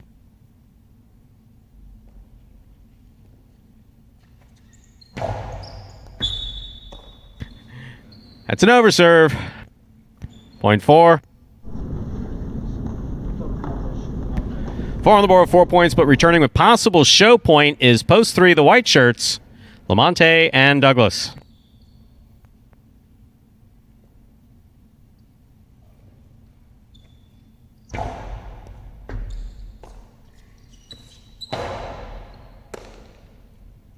Ben on the backhand. Caught on the forehand of Lamonte. Ben from the right side at the 10 line. Here's Douglas. Jedden from the left side, winding up the 2-all. Beautifully thrown 2-all. Will score. Point 4. Possible show point for post 4, the green shirts. Jedden and Ben trying to stop them. Post 6, Anderluck and El Barba.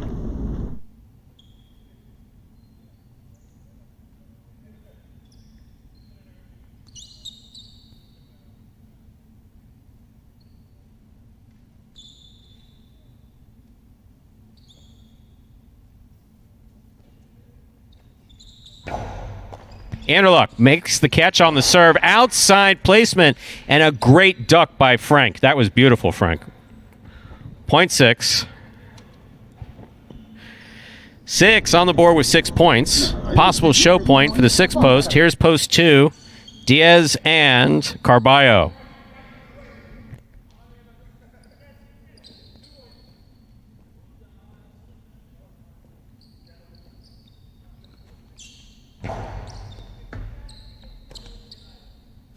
Carballo on the backhand. Ball tipped in the backcourt, point 2. 2 on the board with 4 points. But returning with possible show point, post 7, Fred and Ikeda.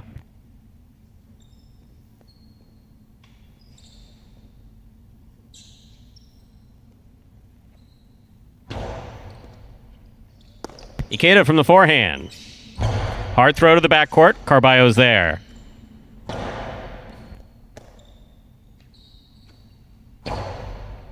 Catch by Diaz. Ikeda from the right side.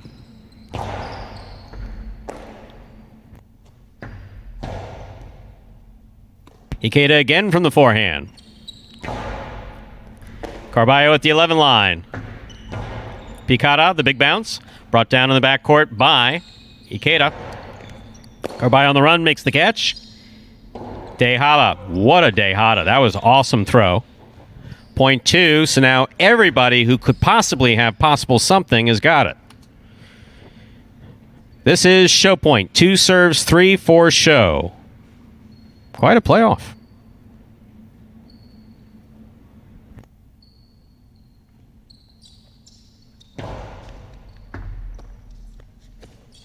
Powerful, powerful backhand. Will score for Douglas.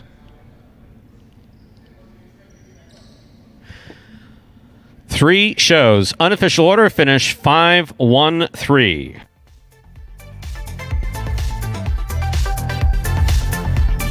Gotta say, some pretty even doubles teams out there, Scott. Wow. Yeah, I like that start to doubles. A lot of evenly matched teams, and I think the only one we didn't talk about won the game. Funny how that. And you got 2 games for the price of 1, pretty much there. So it was good to see. That long playoff. I can't remember ever seeing that before. That was a five person. Everybody went from 2 points to 6 points. No, I don't know that I've seen that before. Of course, it's a lot. There was a situation a couple weeks ago. There were a lot of teams in a playoff, and everyone got to the max score. Yeah, it's a similar situation there. But good to see there in a doubles game, considering we haven't had some doubles action in a while. So we could have let that game go on forever. I don't think any one of us would have complained there. That was fun to watch. A lot of fun, and legend serve. Yep. Solid there. That Cortada serve is a little risky and. Is a little risky in doubles. As long as he doesn't hit anybody, I guess we'll be all right. And fair play, someone can throw it on him. If I was out there and this was 20 years ago, I'd buzz it over his head. If he threw that on me, I'd buzz it over his head every time. No, seriously, if he threw that crap on me, no, oh, sorry, man, sorry. Love the gamesmanship coming from Stu. Who would have thought it, right? Gotta love it. Gotta love it. The intensity every day. It's really wearing off. Results from Game 5 are official. The 5-1-3 is the order of finish. The Quinella, 1-5. That's 1-5 or 5-1, $27.20.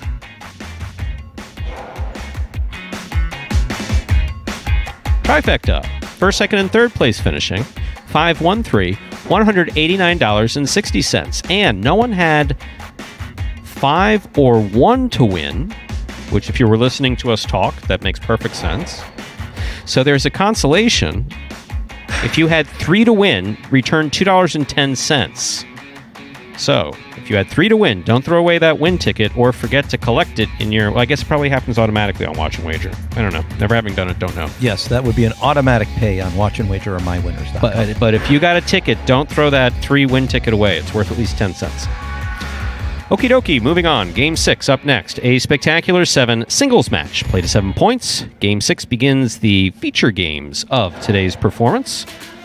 The best and brightest.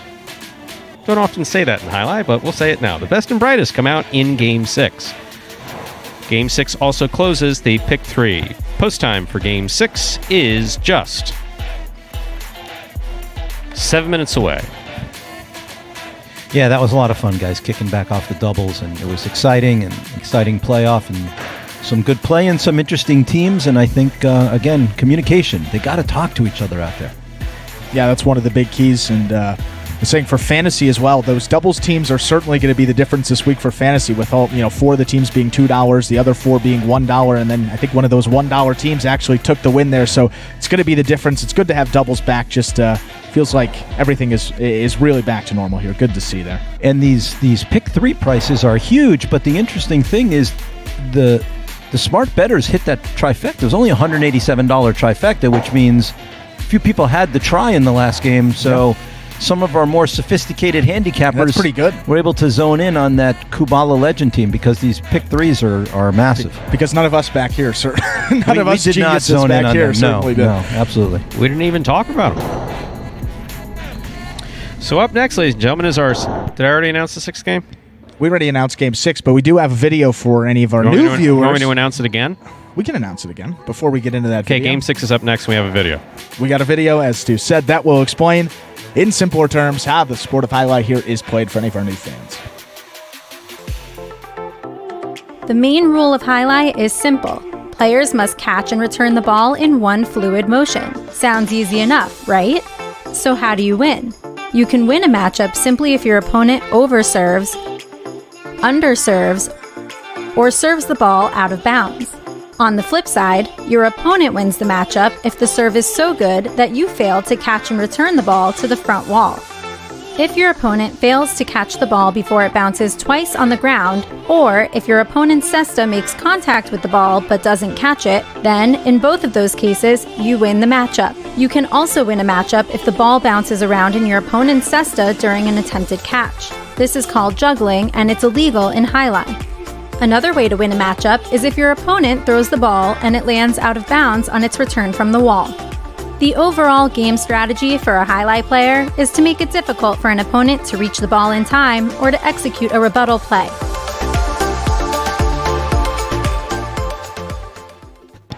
And now just under 3 minutes till that 6th game. Game 6, as Stu said, starts some of these feature games here. 4 singles matches to close it out for you. And playing out a post-8 here, you got Douglas, who was a perfect 7 for 7 in his appearances in Game 6 alone last week. He had a lot of wins, 18 of them to be exact. Still in overtaken first place in the championship singles standings. If you've been with us since the start there, you know that he was comfortably in the lead, took a couple weeks off, and then Ron stormed all the way up, but it's Douglas. Well, took a couple weeks off. I mean, he wasn't at the beach. Took a couple weeks off. Right. Yeah, he was out a couple went off weeks. on vacation. No, he's was in the Caymans with Stu, betting the high 5 and hitting it every week. Yeah, that's right. Miraculously, who was it? Ikeda, Anderlock, Douglas, and myself. We're all in the Caymans that week, exactly. Hiding from the program. No, but as we said, that'd Douglas, be an interesting vacation. Actually, that'd be fun. I'd come. I don't know. Douglas doesn't strike me as a beachy kind of guy. With the hairdo, I was going to say, he looks like he's got the surf do going. We never did the numbers with blonde Douglas. I don't think he's ever been to the beach here. You don't think he's ever been to the beach? I'm sure he's been to a beach. Since he's been down here 2 years, I don't think he's been because he's too focused on the Jai-Alai. Well, this is his, and he's I hope practicing he's every focused. day. Exactly. Listen, there were some thoughts about how he was going to come back, and maybe he wouldn't be at 100%. Some concerns. And he's not at 100%, guys. He's at 110%. I mean, he He was, 14 behind Ron. He caught Ron, overtook Ron. He was 13 behind Ron, and now he's 8 ahead. I mean, that's 21 game swing. In 2 weeks? In 2 weeks. I projected out using my statistical analysis that it would take him at least 2 months to do what he did in 2 weeks. I thought it was going to be neck and neck the whole way through the season. I didn't think he would pass him that quickly, and the way he did it, it was really dominant, in a word. Neither did I. I definitely didn't see it happening. And then to boot, piece of inside information. Also, there was an inhaler in his bag when he was walking in, when he came back from being sick. And you're like, ooh, well, wait a second. Now, that wasn't there before. So I was concerned. But inhaler or not, he may be having to take a puff beforehand. It doesn't affect how he's playing. It was incredible to watch. And now, as you were saying, Andrew, the question is, does Douglas just remain on this tear? I don't know how someone can stay on this hot a pace. Yeah. Or does a Ron or an Ikeda or somebody, start to eat into this lead? Because, just watching him play, you think, in the blink of an eye, he'll be 25 ahead and then he'll be 50 ahead. But let's see, because you got to play the games, which is the nice thing. No question about it. Time to begin our 6th game, a spectacular 7 singles match. Played to 7 points. Points will double after the first round of play. Serving in the red shirt of post 1 is Anderluck. Receiving in the blue of post 2 is Carballo. Our first matchup has Anderluck serving to Carballo.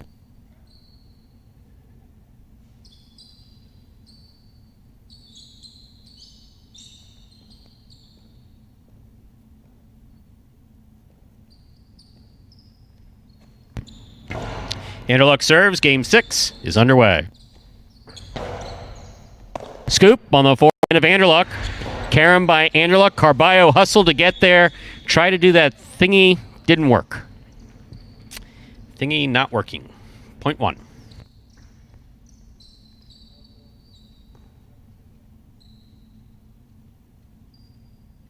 Receiving the white shirt of post 3. This matchup has Anderluck serving to Bueno.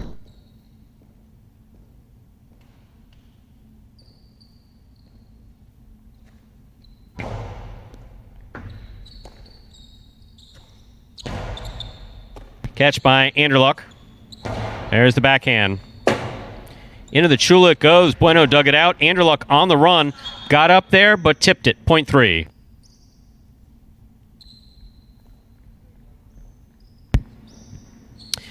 In this next matchup, Bueno will serve to the green shirt of post 4. Receiving is Jedden.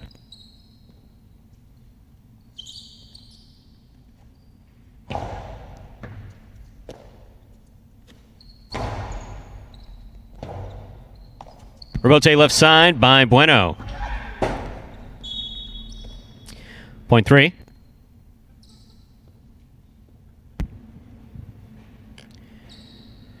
Free will serve to the black shirt of post 5, Kubala.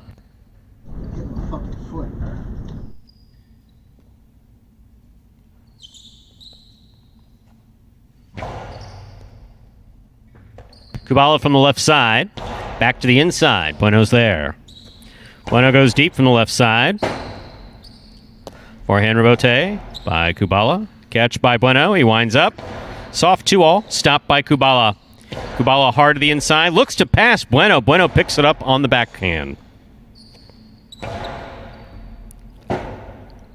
Rebote forehand by Bueno.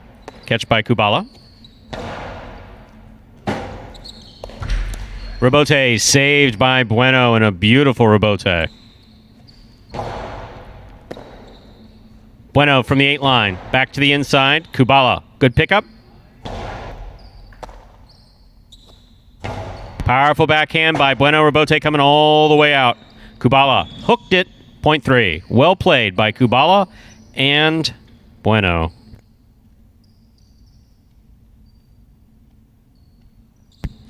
We're on the board with 3 points. Here's post 6, Ron.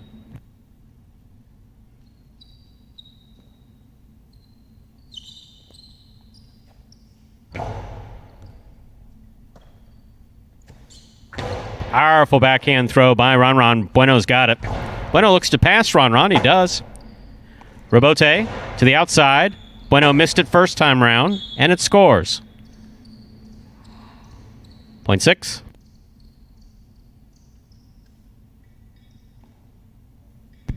6 serves to post 7, Ikeda.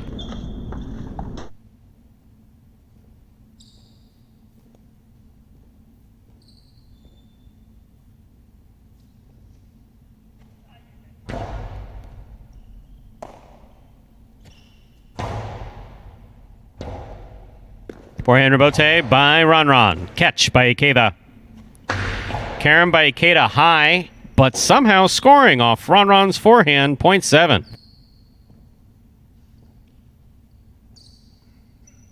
Here now to complete the first round and receive, wearing the purple shirt to post 8, Douglas.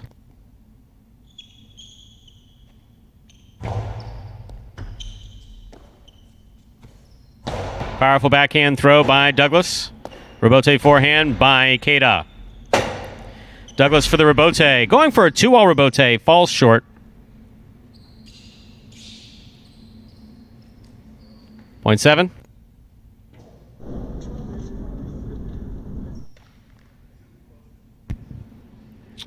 That completes the first round of play. All matchups are now worth 2 points through the end of the game. First to return in the second round is Carballo.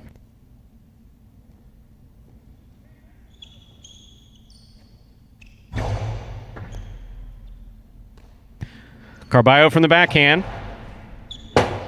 Into the Chula. Comes out, though. Carballo goes hard to the back wall. Rebote comes up to the 5 line. Hooked into the pad by Ikeda. 0.2.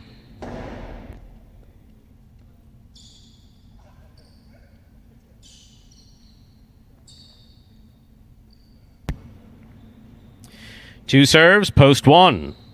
Anderluck. That was a great serve by Carballo. Took a big bounce into the corner. Anderluck got assessed on it. Forehand rebote save to the outside and out of play. 0.2. Carballo has 4 points. He serves the returning 4 post. This matchup has Carballo serving to Jedin.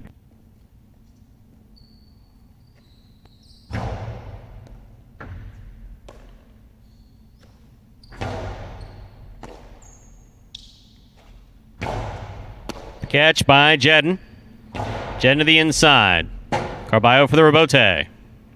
Dejada rebote. Caught on the forehand of Jedin. Karen by Jedin. Stopped by Carballo. Oh my. Carballo made the catch and returned. This time it scored for him. 0.2.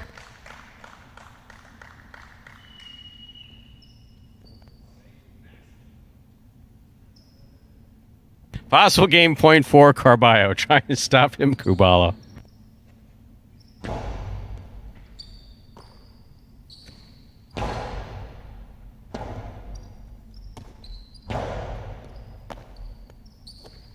Nice backhand by Kubala. Rebote forehand by Carballo. Kubala from the 9 line.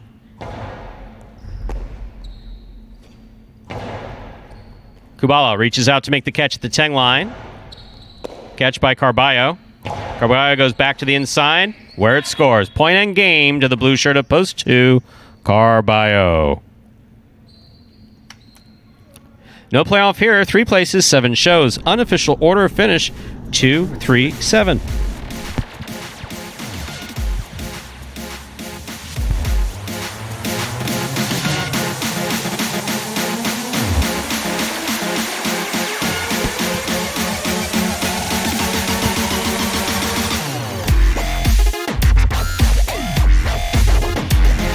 Coming in first, post 2, Carballo. Taking second, post 3, Bueno. Coming in third, post 7, Ikeda. 2, 3, 7 is the official order of finish for game number 6.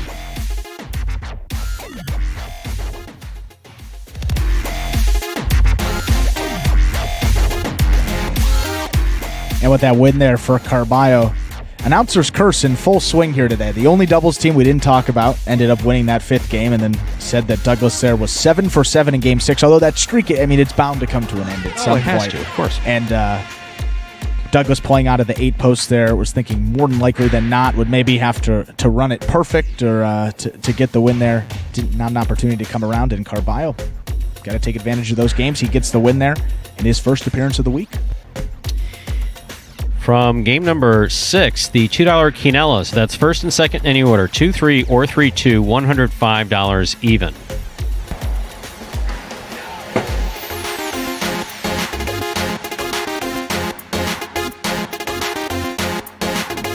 The pick 3, 6-5-2, all three numbers returning $717.60. Trifecta, 2-3-7. That's first, second, and third place finish, $326.40. 3 games left, ladies and gentlemen. Games 7, 8, and 9. Up next is game number 7. Spectacular 7 singles match. Played to 7 points. Points double after the first round of play.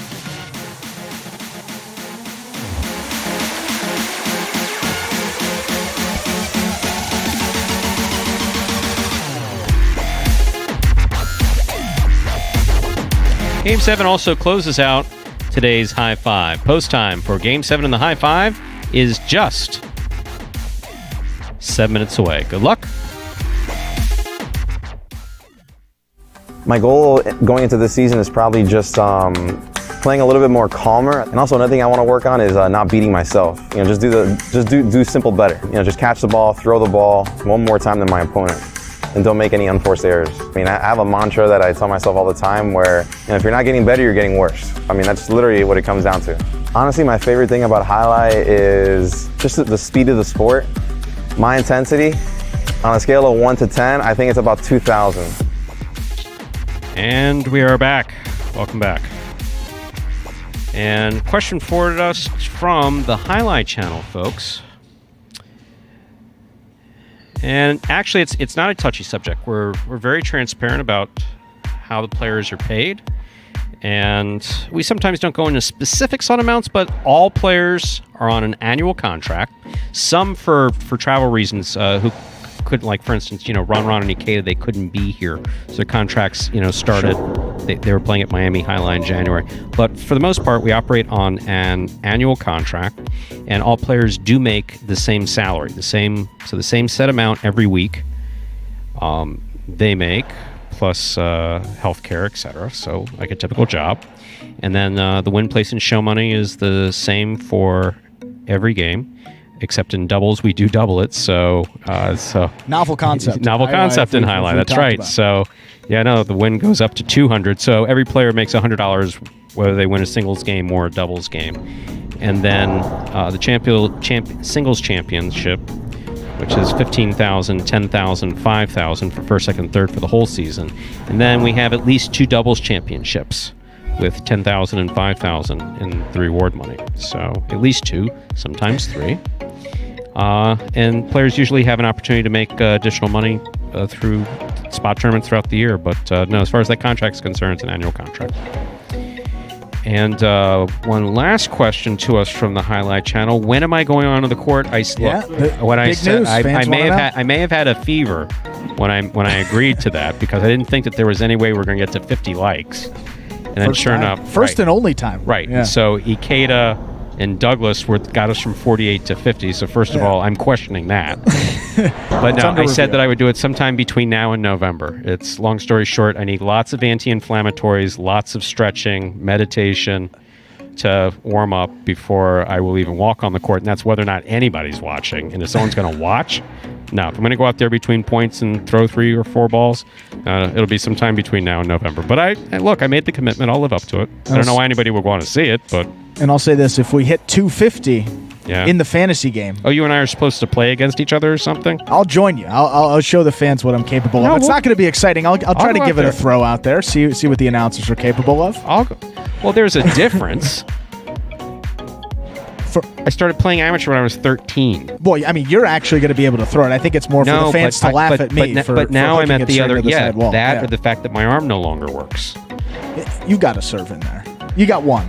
Well, no, you got a couple good ones. You see me do it, but yeah, it's not. No, I did with it. It was very funny. I went out there with Anderson and Douglas. I was trying to show them. They were practicing one night and they weren't getting it. And I just put the cest on and I went for broke. I was at the 12 line. Yeah. I cracked a carom from the 12 line that cut out just like beautiful. I immediately untied the cesta and got off the court. Say that's enough for me. Jaws to the floor. Exactly. You guys don't want this smoke. And then cesta off. Just walk right off, because there's no way we're going to be able to duplicate that. No, so just get right off the court. And looking at the high five, there's the number alive with 2 minutes to go. One number there at 5. Post 5. Let's take a look. Yeah. Post 5. Wow. Number 13. That's Douglas there. Interesting. So 1 ticket with Douglas. Also, what have been these other... Douglas is usually a multiple. Yeah, game 3, you had Jedden out of post 5. Game 4, you had Anderluck out of post 6. And game 5, there that doubles game, Legend and Kubala post 5. Post 2, Carballo there in game 6. And then you got one person with the chance to take home 2,000 if Douglas can win this one out of post 5. And, usually after a performance like that, especially when he's off the board completely, playing out of post 8, obviously, that was a reason as to why he wouldn't have been on the board there. Didn't get a couple opportunities, but post 5 for him, probably going to get up more than one time unless someone runs it out perfect. You got to think, especially after a performance like that, if you have Douglas, you're probably a pretty happy camper right now. Yeah, no, Scott, you should one probably win for stick 2,000 around, because you're going to need a fork over if Douglas is... with the wheelbarrow full of high five cash. We're ready to begin game number 7, a spectacular 7. Singles match, played to 7 points. Points will double after the first round of play. Serving in the red shirt of post 1 is Ben. Receiving in the blue of post 2 is Ron.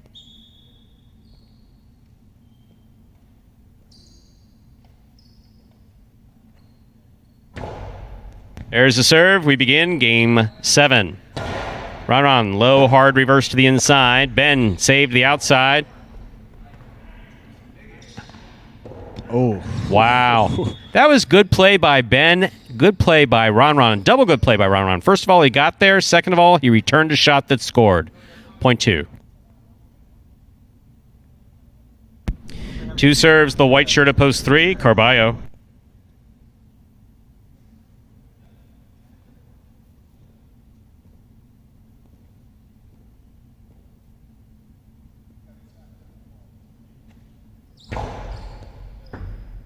Catch by Carballo. Rebote forehand by Ron. Carballo on the left side winds up. Tejada to the inside. Everybody making Ron run today. Ron got it. Returned it. Carballo throws one. That lands in. Rebote left side by Ron to the inside. Carballo is there. Carballo on the backhand. Taken in the air by Ron. Forehand Rebote by Carballo. Stays away from the overhead screen. Powerful backhand by Ron. Carballo on the forehand. Ron from the left side. Rebote forehand, swing and a miss by Carballo, point 2.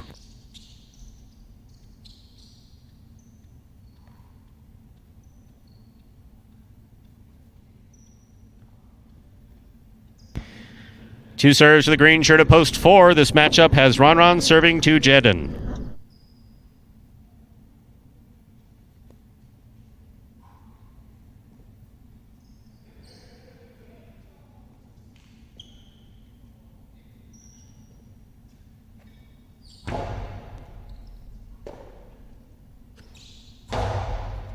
Catch by Ron. There's the backhand. Rebote coming all the way out. Jedden, great hustle, and he takes it on the right side. Here's Ron. Back to the inside, where it scores. Point 2.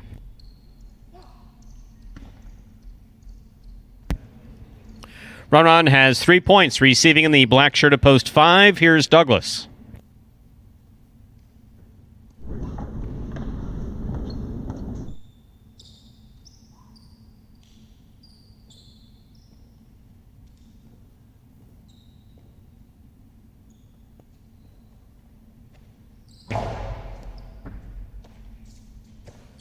Powerful backhand by Douglas. What a catch by Ron.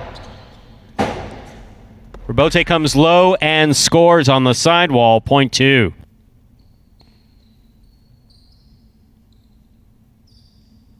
Ron with 4 straight points. Here's post 6 in the yellow shirt. Bueno.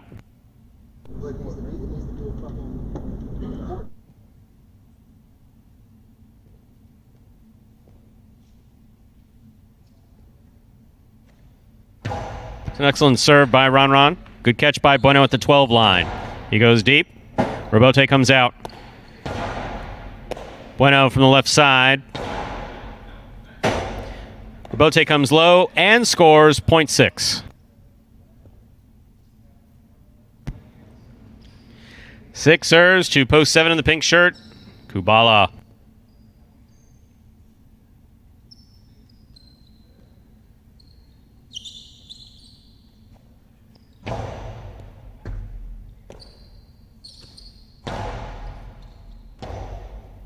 Robote forehand by Bueno.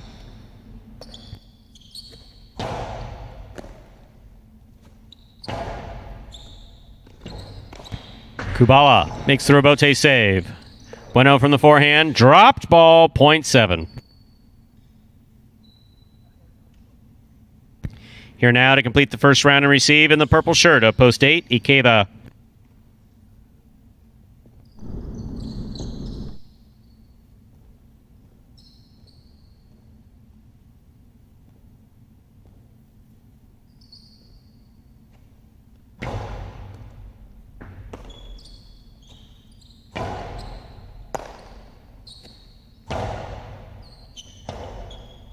Robote forehand by Ikeda. Kubala makes the catch. Back to the inside he goes. Ikeda from the 10 line. Backhand. Strong forehand Robote. Scoop by Ikeda. Catch by Kubala. Almost. .8. That completes the first round of play. All matchups are now worth 2 points through the end of the game. First to return in the second round, Ben.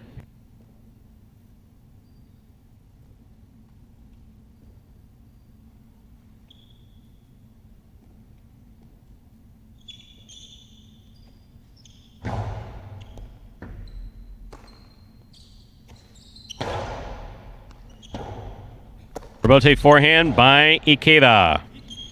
Catch by Ben. Karen by Ben. Sidearm, but still scores. Very nice. .1.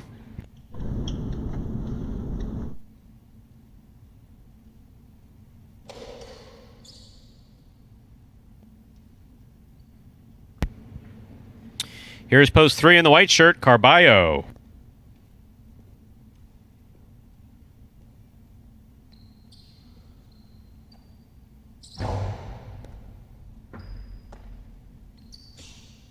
Powerful backhand by Carballo. Ben for the Robote. Clip the sidewall. Carballo from the right side. There's a hard throw. Caught by Ben. Great catch on the left side.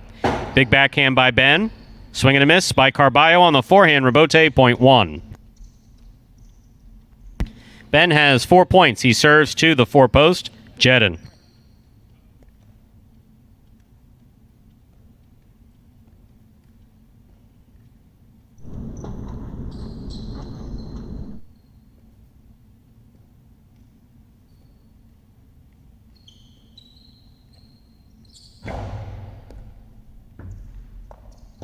Ball tipped by Jedin off the serve by Ben, .1. Possible game point for the red shirt of post 1, Ben. Trying to stop him, Douglas.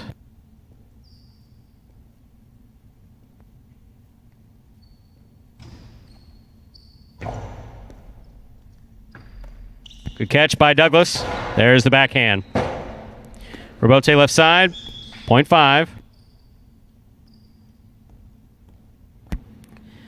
Douglas will now serve to the blue shirt of post 2, Ron.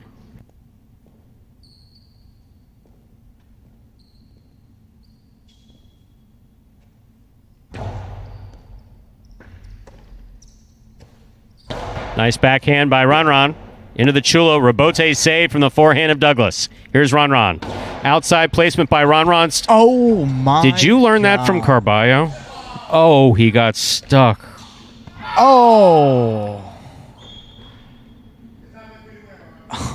I have no clue what happened or who got the point. I think that goes to 5. .5.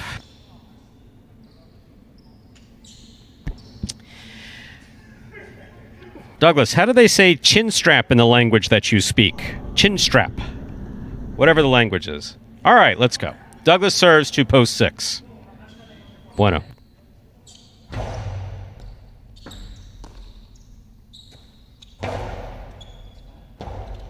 Robote comes to the forehand of Douglas. Here's Bueno with a tip ball at the 10 line, 0.5.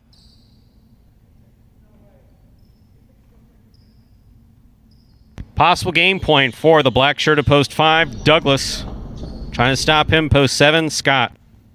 Kubala, rather.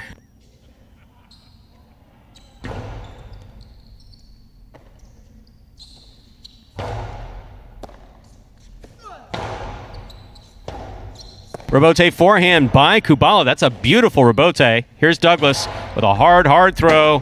That is going to score. Point and game to the black shirt at post 5, Douglas.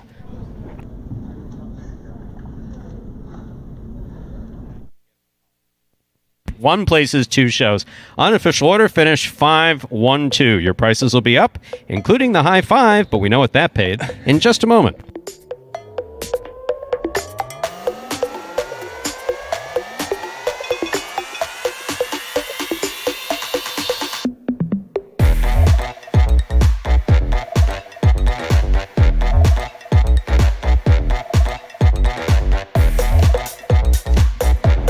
(5-1-2) is the official order of finish for game number 7. Wow. That's all you can say.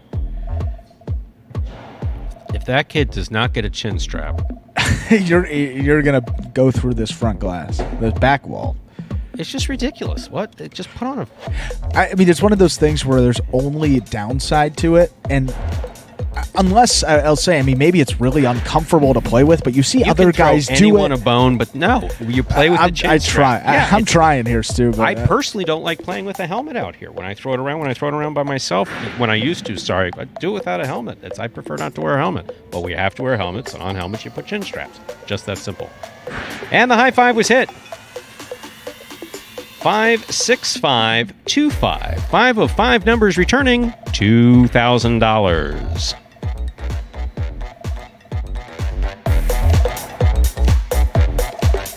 The Canelo 1-5, that's 1-5 or 5-1, $23.60.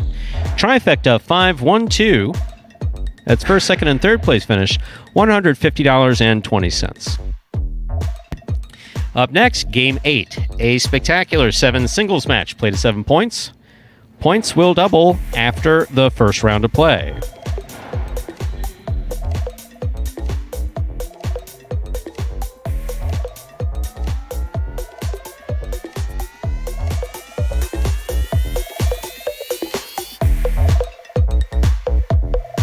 Post time for Game 8 is 7 minutes away. Being the overall champ in the rookie season was great. I put in hours and hours of hard work in the offseason practicing, and just to show that it paid off in the end, it was really great. My goal for the 2020 season is to stay healthy, play to the best I can, but definitely I would love to repeat winning singles and doubles again this year. Like I said, I think it's going to be a lot harder, but it's definitely a push that I want, and I'm happy that everybody's getting better, and it's going to be harder for me because it pushes me to be better, and that's what I want ultimately. I would love to be the champ again this year. I am definitely going to try my best. Like I said, the competition is getting better every day, and so I'm going to push to be the best again, but we'll see. It's going to be a long 7-month season, and I'll hope to repeat what I did again. Remind me of Hustle City, man. Everybody got more than one gig. One stop, boy, $20. I'm not your neighborhood Uber driver. I do luxury. And then I have another job. I'll play highlight.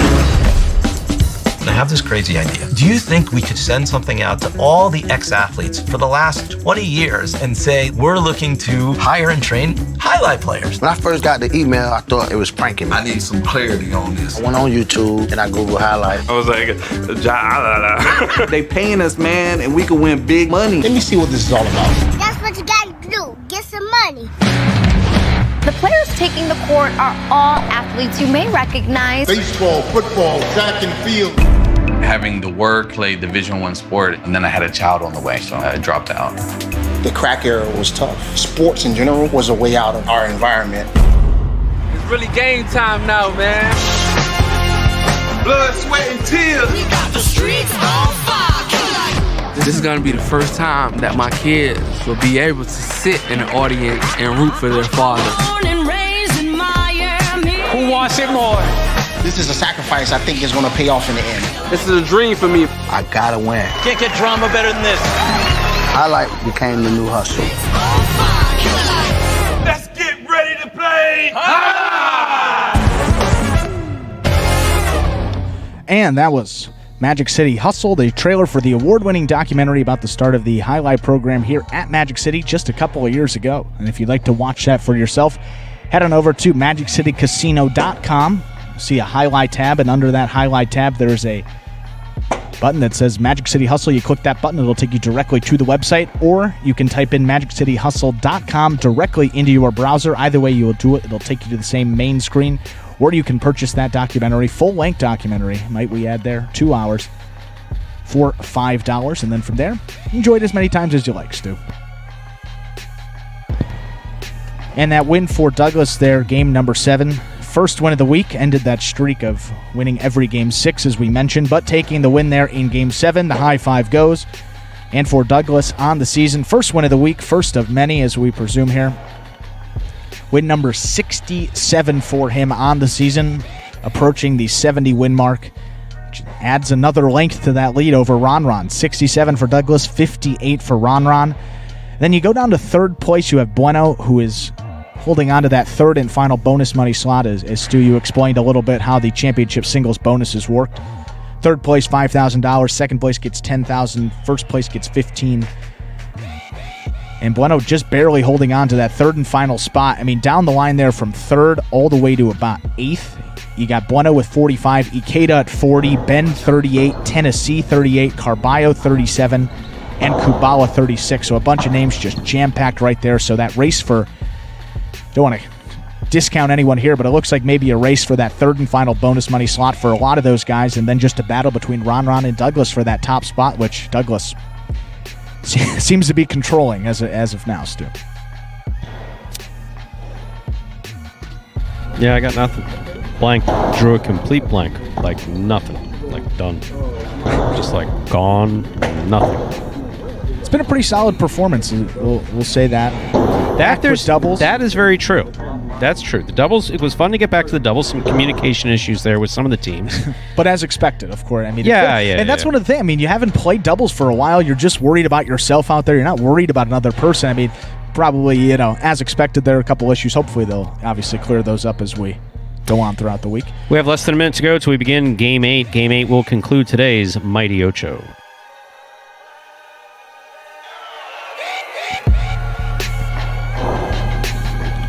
Guy's making Ron run in that last game, huh?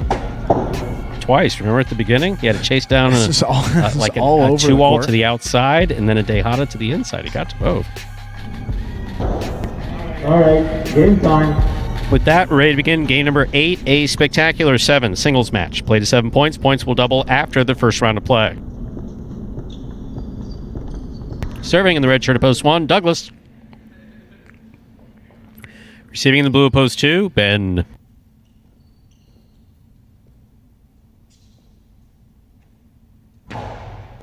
Douglas serves. We begin game 8. Orion Rebote by Douglas. Missed by Ben, point 1. 1 first up on the board in our 8th game. That'll bring to the court the white shirt at post 3, Ikeda.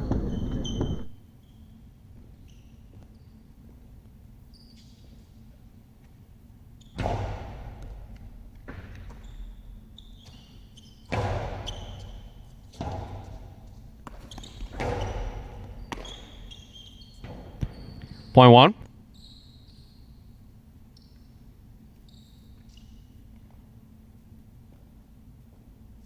Here's the green shirt at post 4, Kubala.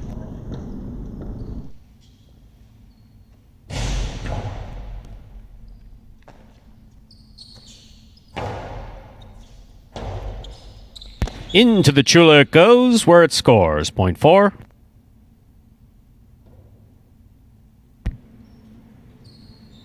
Black shirt at post 5 receives. Here's Ron.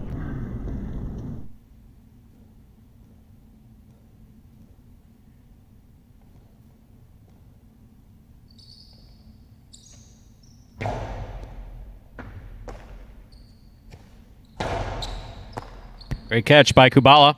He goes deep. Ron. Strong rebote from the forehand. 2-all. Little wild. 0.5.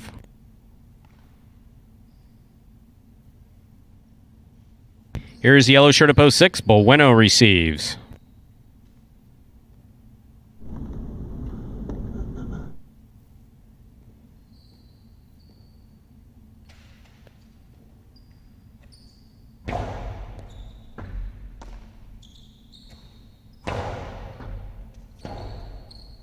Rebote left side by Ron.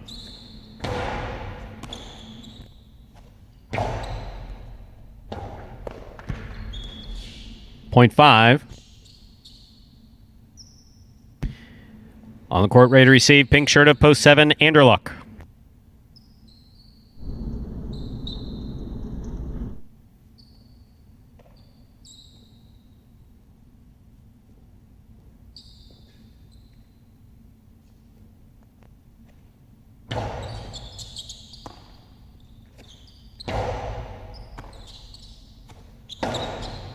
Great catch by Anderluck on the left side. Big backhand follows.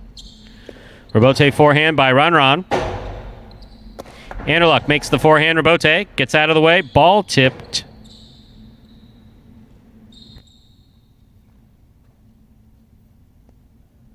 Point 7.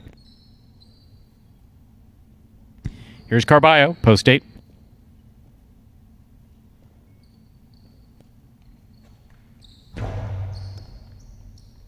Awesome serve by Anderluck is going to score. Beautiful picada serve right into the corner. 0.7. That completes the first round of play. All matchups are now worth 2 points through the end of the game. First to return in the second round is Ben.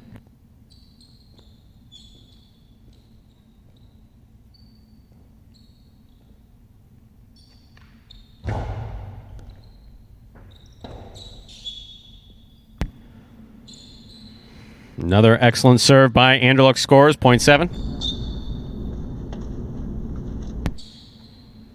Here's post 3, Ikeda.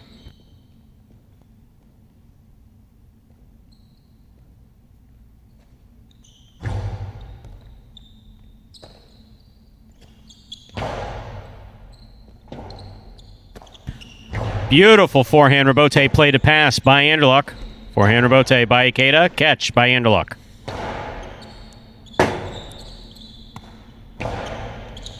Scoop missed. Good second effort. He was still sliding a few seconds later. 0.3.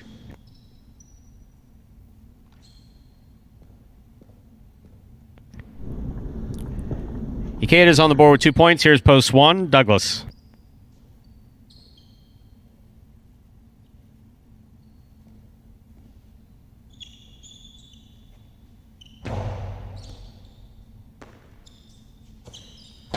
Powerful backhand by Douglas. Catch by Ikeda. Rebote by Douglas. Clipped the sidewall. Caught by Ikeda. Ikeda goes back to the inside. Douglas on the rebote. Catch by Ikeda. Karen by Ikeda. Scores. Well thrown. 0.3. Ikeda's on the board with 4 points. Here's post 4, Kubala.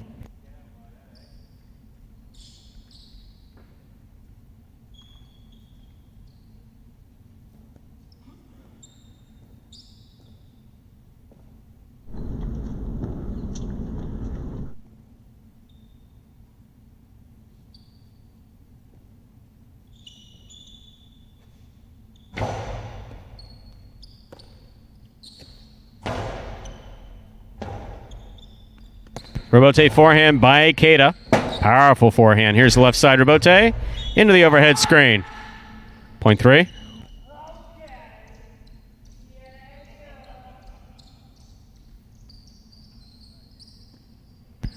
Possible game point for the white shirt at post 3, Ikeda. Trying to stop him, post 6.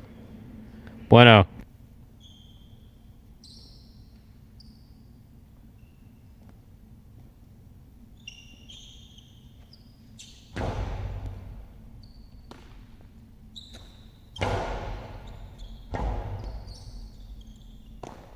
Strong forehand rebote by Ikeda. Bueno was trying to pass him. It didn't work. Point and game. White shirt at post 3. Ikeda.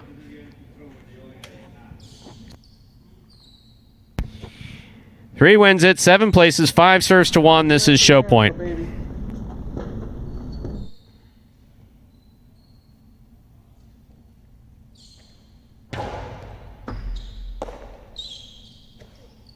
Powerful forehand throw by Douglas. Robote missed. Point and a third place finish for Douglas in the red of post 1. 3-7-1 unofficial order of finish for game 8.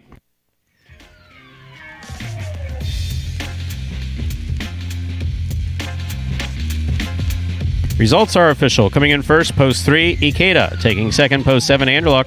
Coming in third, post 1, Douglas. 3-7-1 is the official order of finish for game number 8.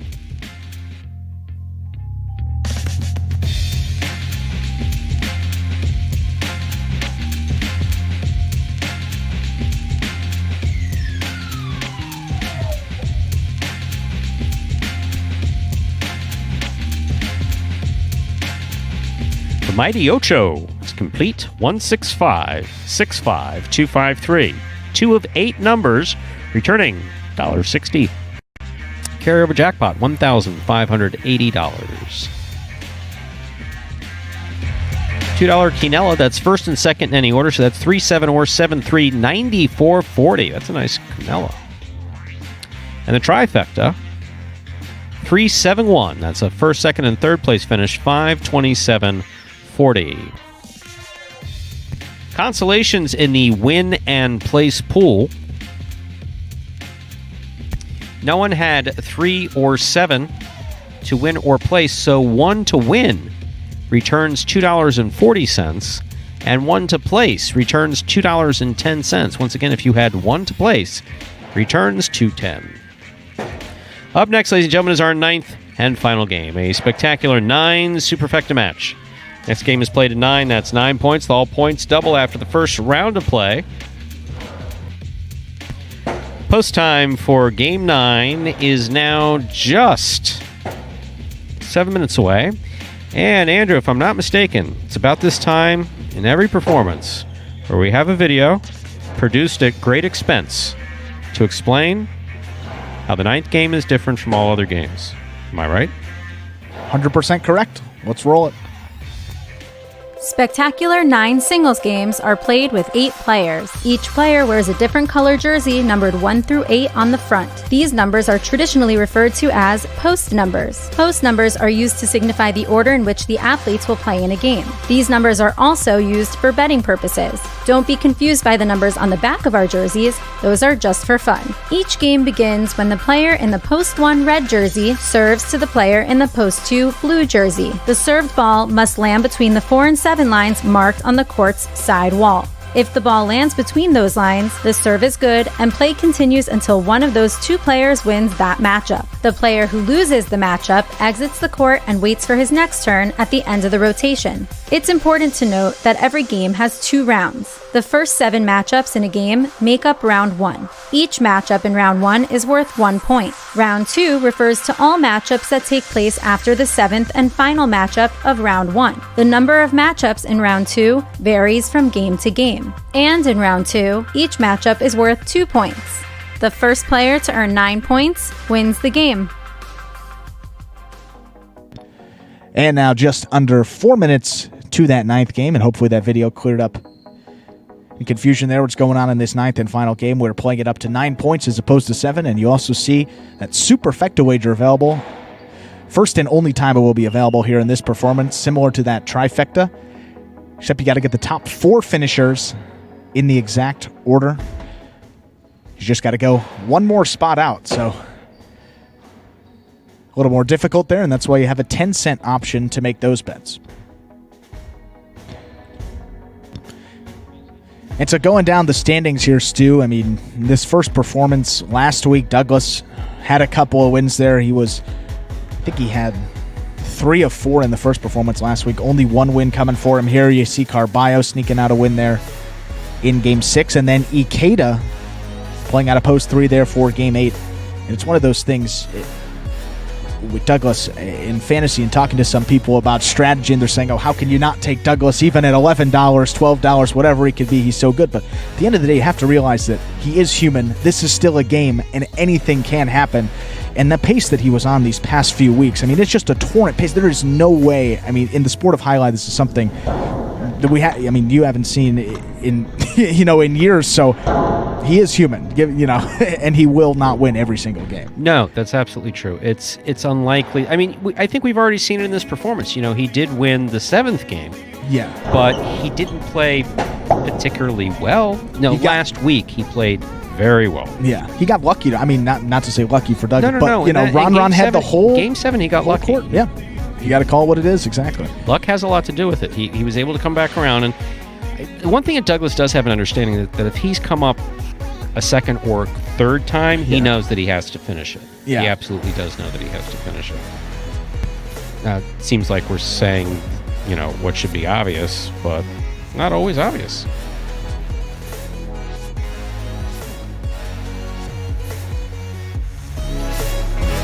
And you see that with both of the top guys too. And we talked about, it's clear Douglas is a little more emotional than Ron, but Ron, obviously wants that 15K, but a guy a little more expressive off the court. We're talking to Scott here, and he said that what a personality he is, and a guy that once you get to know him, you really see how competitive he is. And every point he goes out there, and in those weeks when we were dealing with a shortened roster, it just seemed like Ron, he would make one mistake on the first time he was out there, and then he's just able to right the ship and just play perfectly the rest of the day. And that's both of those top guys on the roster have that unique ability, which makes them, as great as they are. Consistency, being able to bounce back from your mistakes. Those are two of the qualities that make any, great athlete in any sport. And these guys, especially, Douglas, we've talked at length about his age, but Ron, not that old either.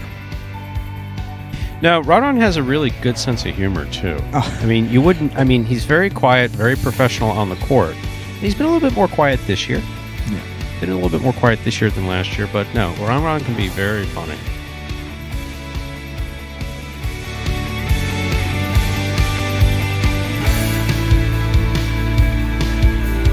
A strong sense of right and wrong, too. He's never really argued, but last year with how we do some things around here, that's not how you do that. Okay, I'm not going to argue with you, but that's not how you do it. No, I know. Very true. Yeah, I get it.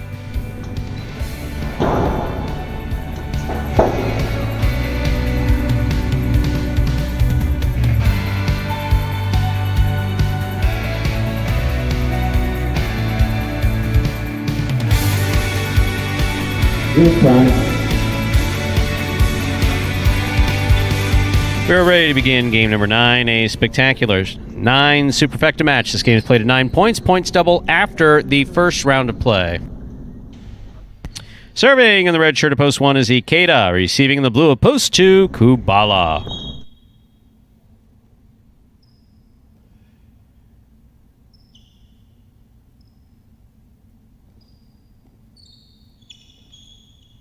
Ikeda serves. We begin game 9.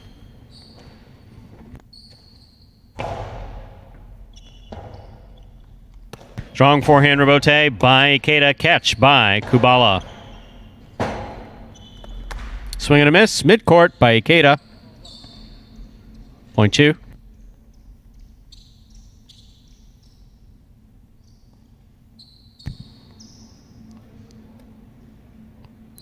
Two serves to the white shirt of post 3.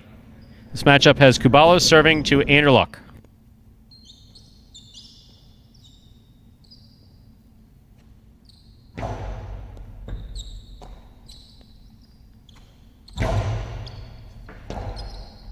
Rebote left side by Kubala. Point 3.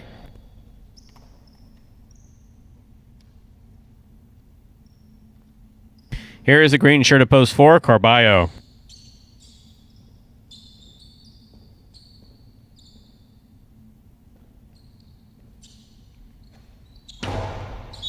Underserve. Ball must land between the 4 and 7 line on the serve. That fell short of the 4. This point goes to post 4. Black shirt to post 5. Douglas receives.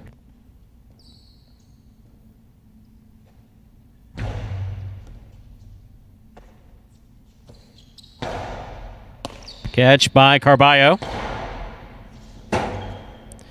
Robote does not cut out. Great Robote save. Douglas showing a lot of control. That's a great catch by Carballo. Almost holding, but it scores on the second bounce.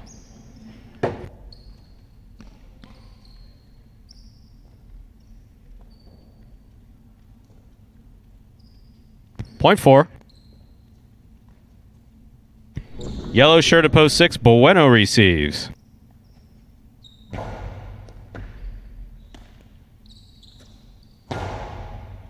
Carballo from the forehand. Good pickup by Bueno on the right side. Carballo goes deep. Robote left side. Big bounce to the inside. Carballo's going to look for the Robote. Not going to make it. Point 6.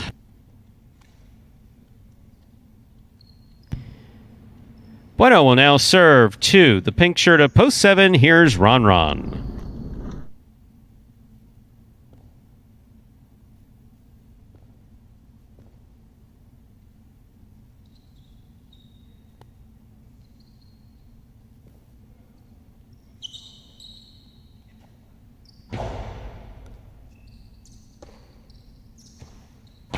Powerful backhand by Ron. Robote comes low. Bueno's there.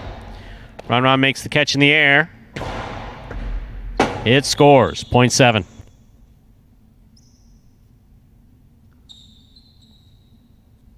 On the court, ready to receive. Purple shirt of post 8. Here's Ben.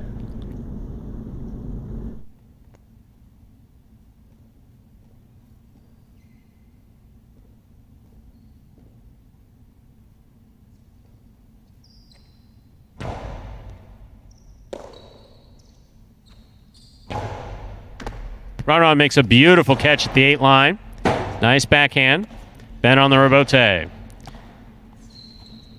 Hard throw by Ron. Another good catch by Ben. Ben gets this one off in time. Very nice. Forehand Robote by Ron. Another good catch by Ben.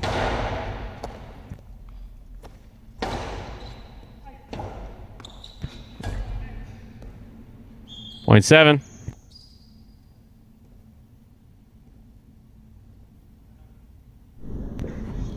That completes the first round of play. All matchups are worth 2 points through the end of the game. First to return in the second round is Ikeda.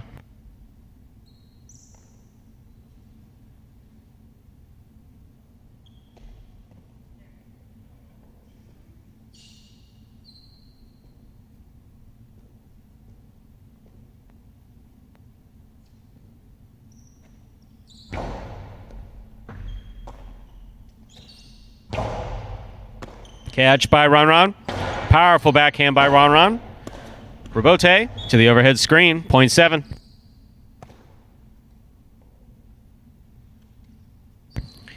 Seven on the board with 4 points. Serving to post 2, Kubala.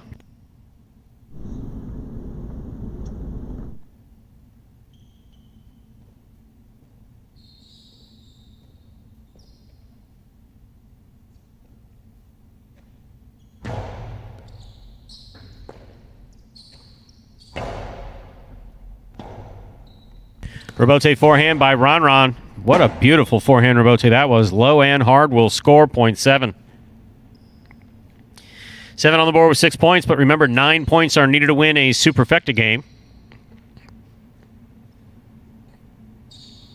Current matchup has Ron serving to Anderluck in the white of post 3.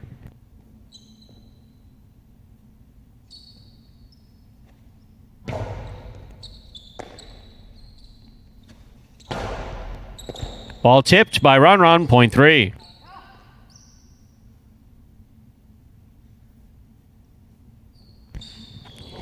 Anderluck now serves, returning 5 post. Here's Douglas.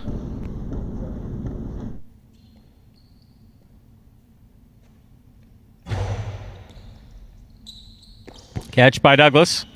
Powerful forehand. Real powerful forehand. And the Robote's missed. Point 5.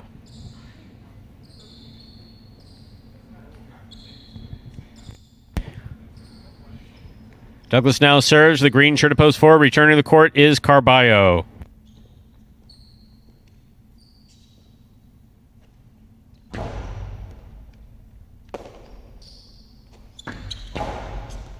Catch by Douglas.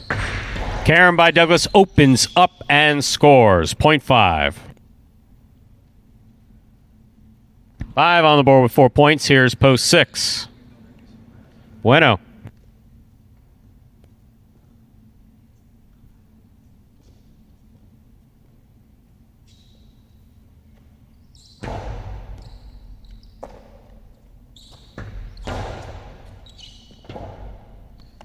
Robote, straight up the middle. Bueno's there. Good pickup by Douglas on the left side. Nice backhand. Into the Chula, comes out. Bueno makes the save. Here's Douglas from the 7 line. 2-all does not open up. Bueno's got it. Bueno's Karam. Lands out. 0.5.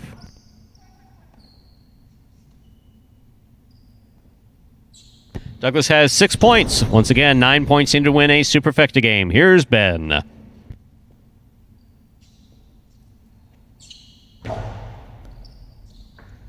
Good catch by Ben at the 13 line. Goes deep.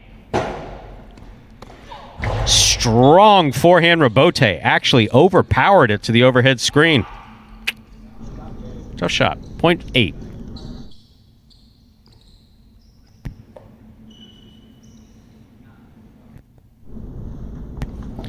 Here's post 1, Ikeda.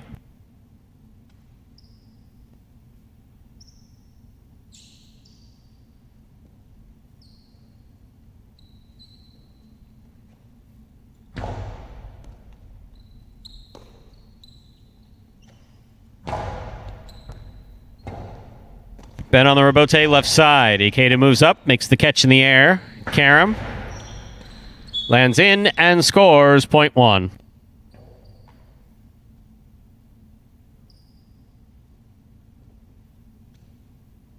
One serves to post 2, Kubala.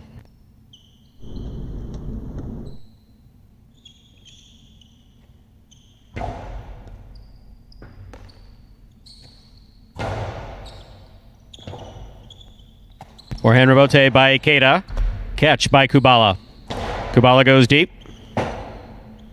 Robote forehand by Ikeda.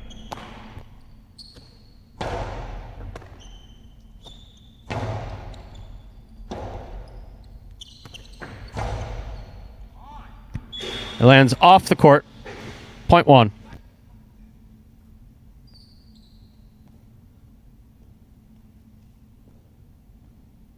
Ikeda with 4 points.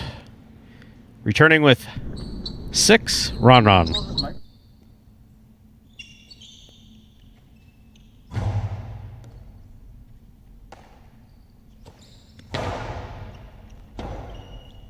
Robote forehand by Ikeda. Catch by Ron.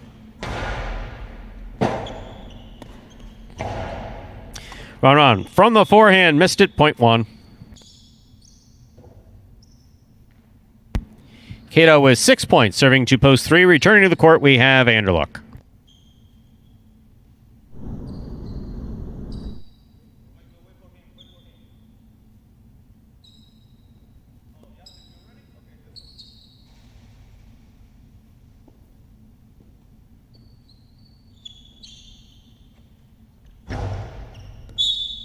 Over serve.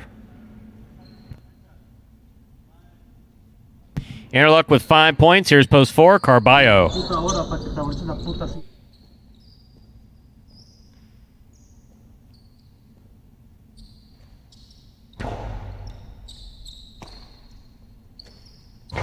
Powerful forehand throw by Carballo.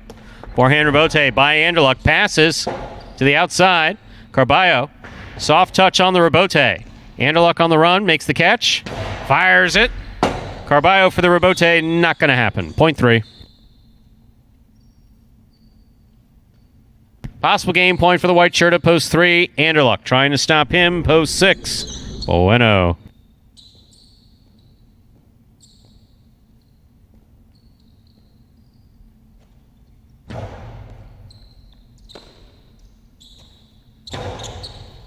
Catch by Anderluck. There's the backhand. Rebote forehand by Bueno. Anderluck on the run. Makes the catch on the left side. Hard backhand. Feeding Bueno the rebote. Bueno makes the save. Rebote to the inside where it scores. 0.6.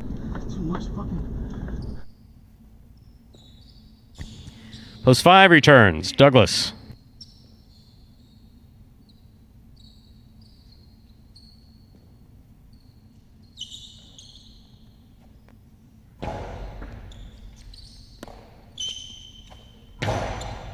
Catch by Bueno. Catch by Douglas. Douglas goes deep, clears the overhead screen. Bueno at the 3-line, makes the rebote save. Douglas makes it in the air. Back to the inside. Bueno makes the catch. Bueno's 2-all, little wild, and short and in the pad. 0.5.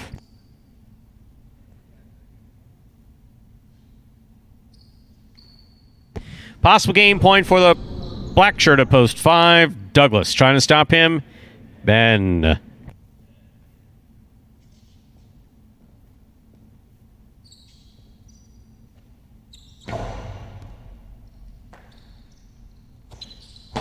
Powerful backhand throw by Ben.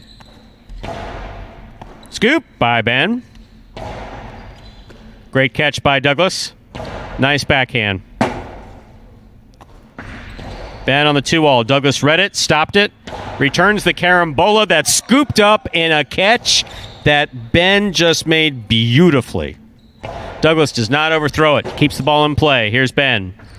Ben for a little bit of bounce. Douglas makes the catch at the 9-line. Fake the carom. Back to the inside it goes, where it's going to score on the second bounce. That was a really well-played point by Ben and Douglas. Point in game. Black shirt at post 5. Douglas. 5 wins it, 3 places, 7 serves to 1. This is a playoff for 3rd and 4th place.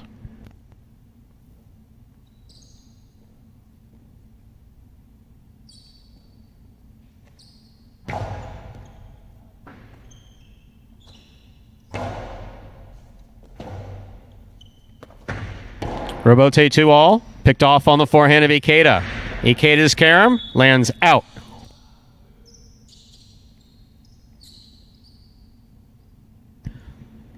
Point and show to post 7. 1 takes the quad. Unofficial order finish 5-3, 7-1. Your prices will be up in a moment.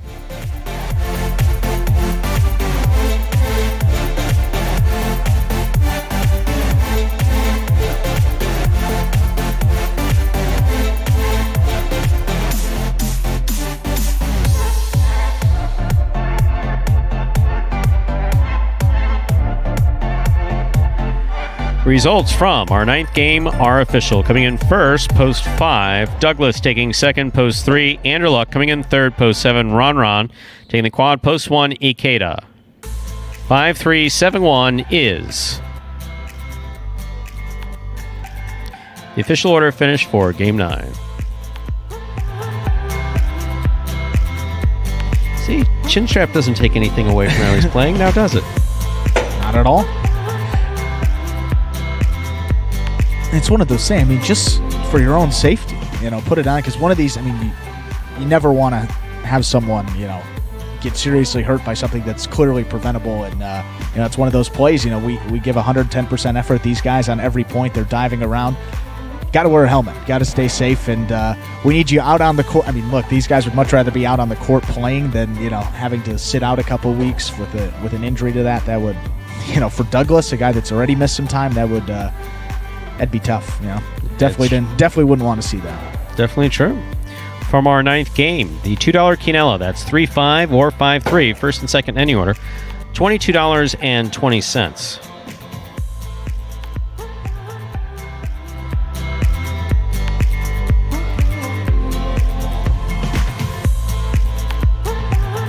Trifecta 5-3-7, 324.40, 10-cent super 5-3-7-1. $25. I'm told we have a performance coming up at 4 p.m. I heard a rumor. Oh, do it. There's a rumor going around that in just about an hour and a half we're going to be back. You heard anything about that? I'll be here. Will you? I'll be here. Will you be here? If you're going to be here, I guess I'll be here. And that, ladies and gentlemen, will do it for this Thursday matinee performance of Live Jai-Alai in the Magic City on the Jai-Alai Channel. We're glad that you chose to join us this afternoon and invite you to join us again in just about an hour and a half when we'll play 9 more action-packed games at 4 p.m. this afternoon. We hope you have enjoyed today's Jai-Alai action at Magic City. Please like and subscribe to the Jai-Alai Channel and let us know your thoughts and any questions you might have in the live chat while we're playing. On behalf of the players, staff, and management of Magic City Jai-Alai, we thank you for joining us today, and we hope you'll join us again in just a little bit here at 4 p.m. So goodbye, till we can see you back here later this afternoon at Magic City Jai-Alai.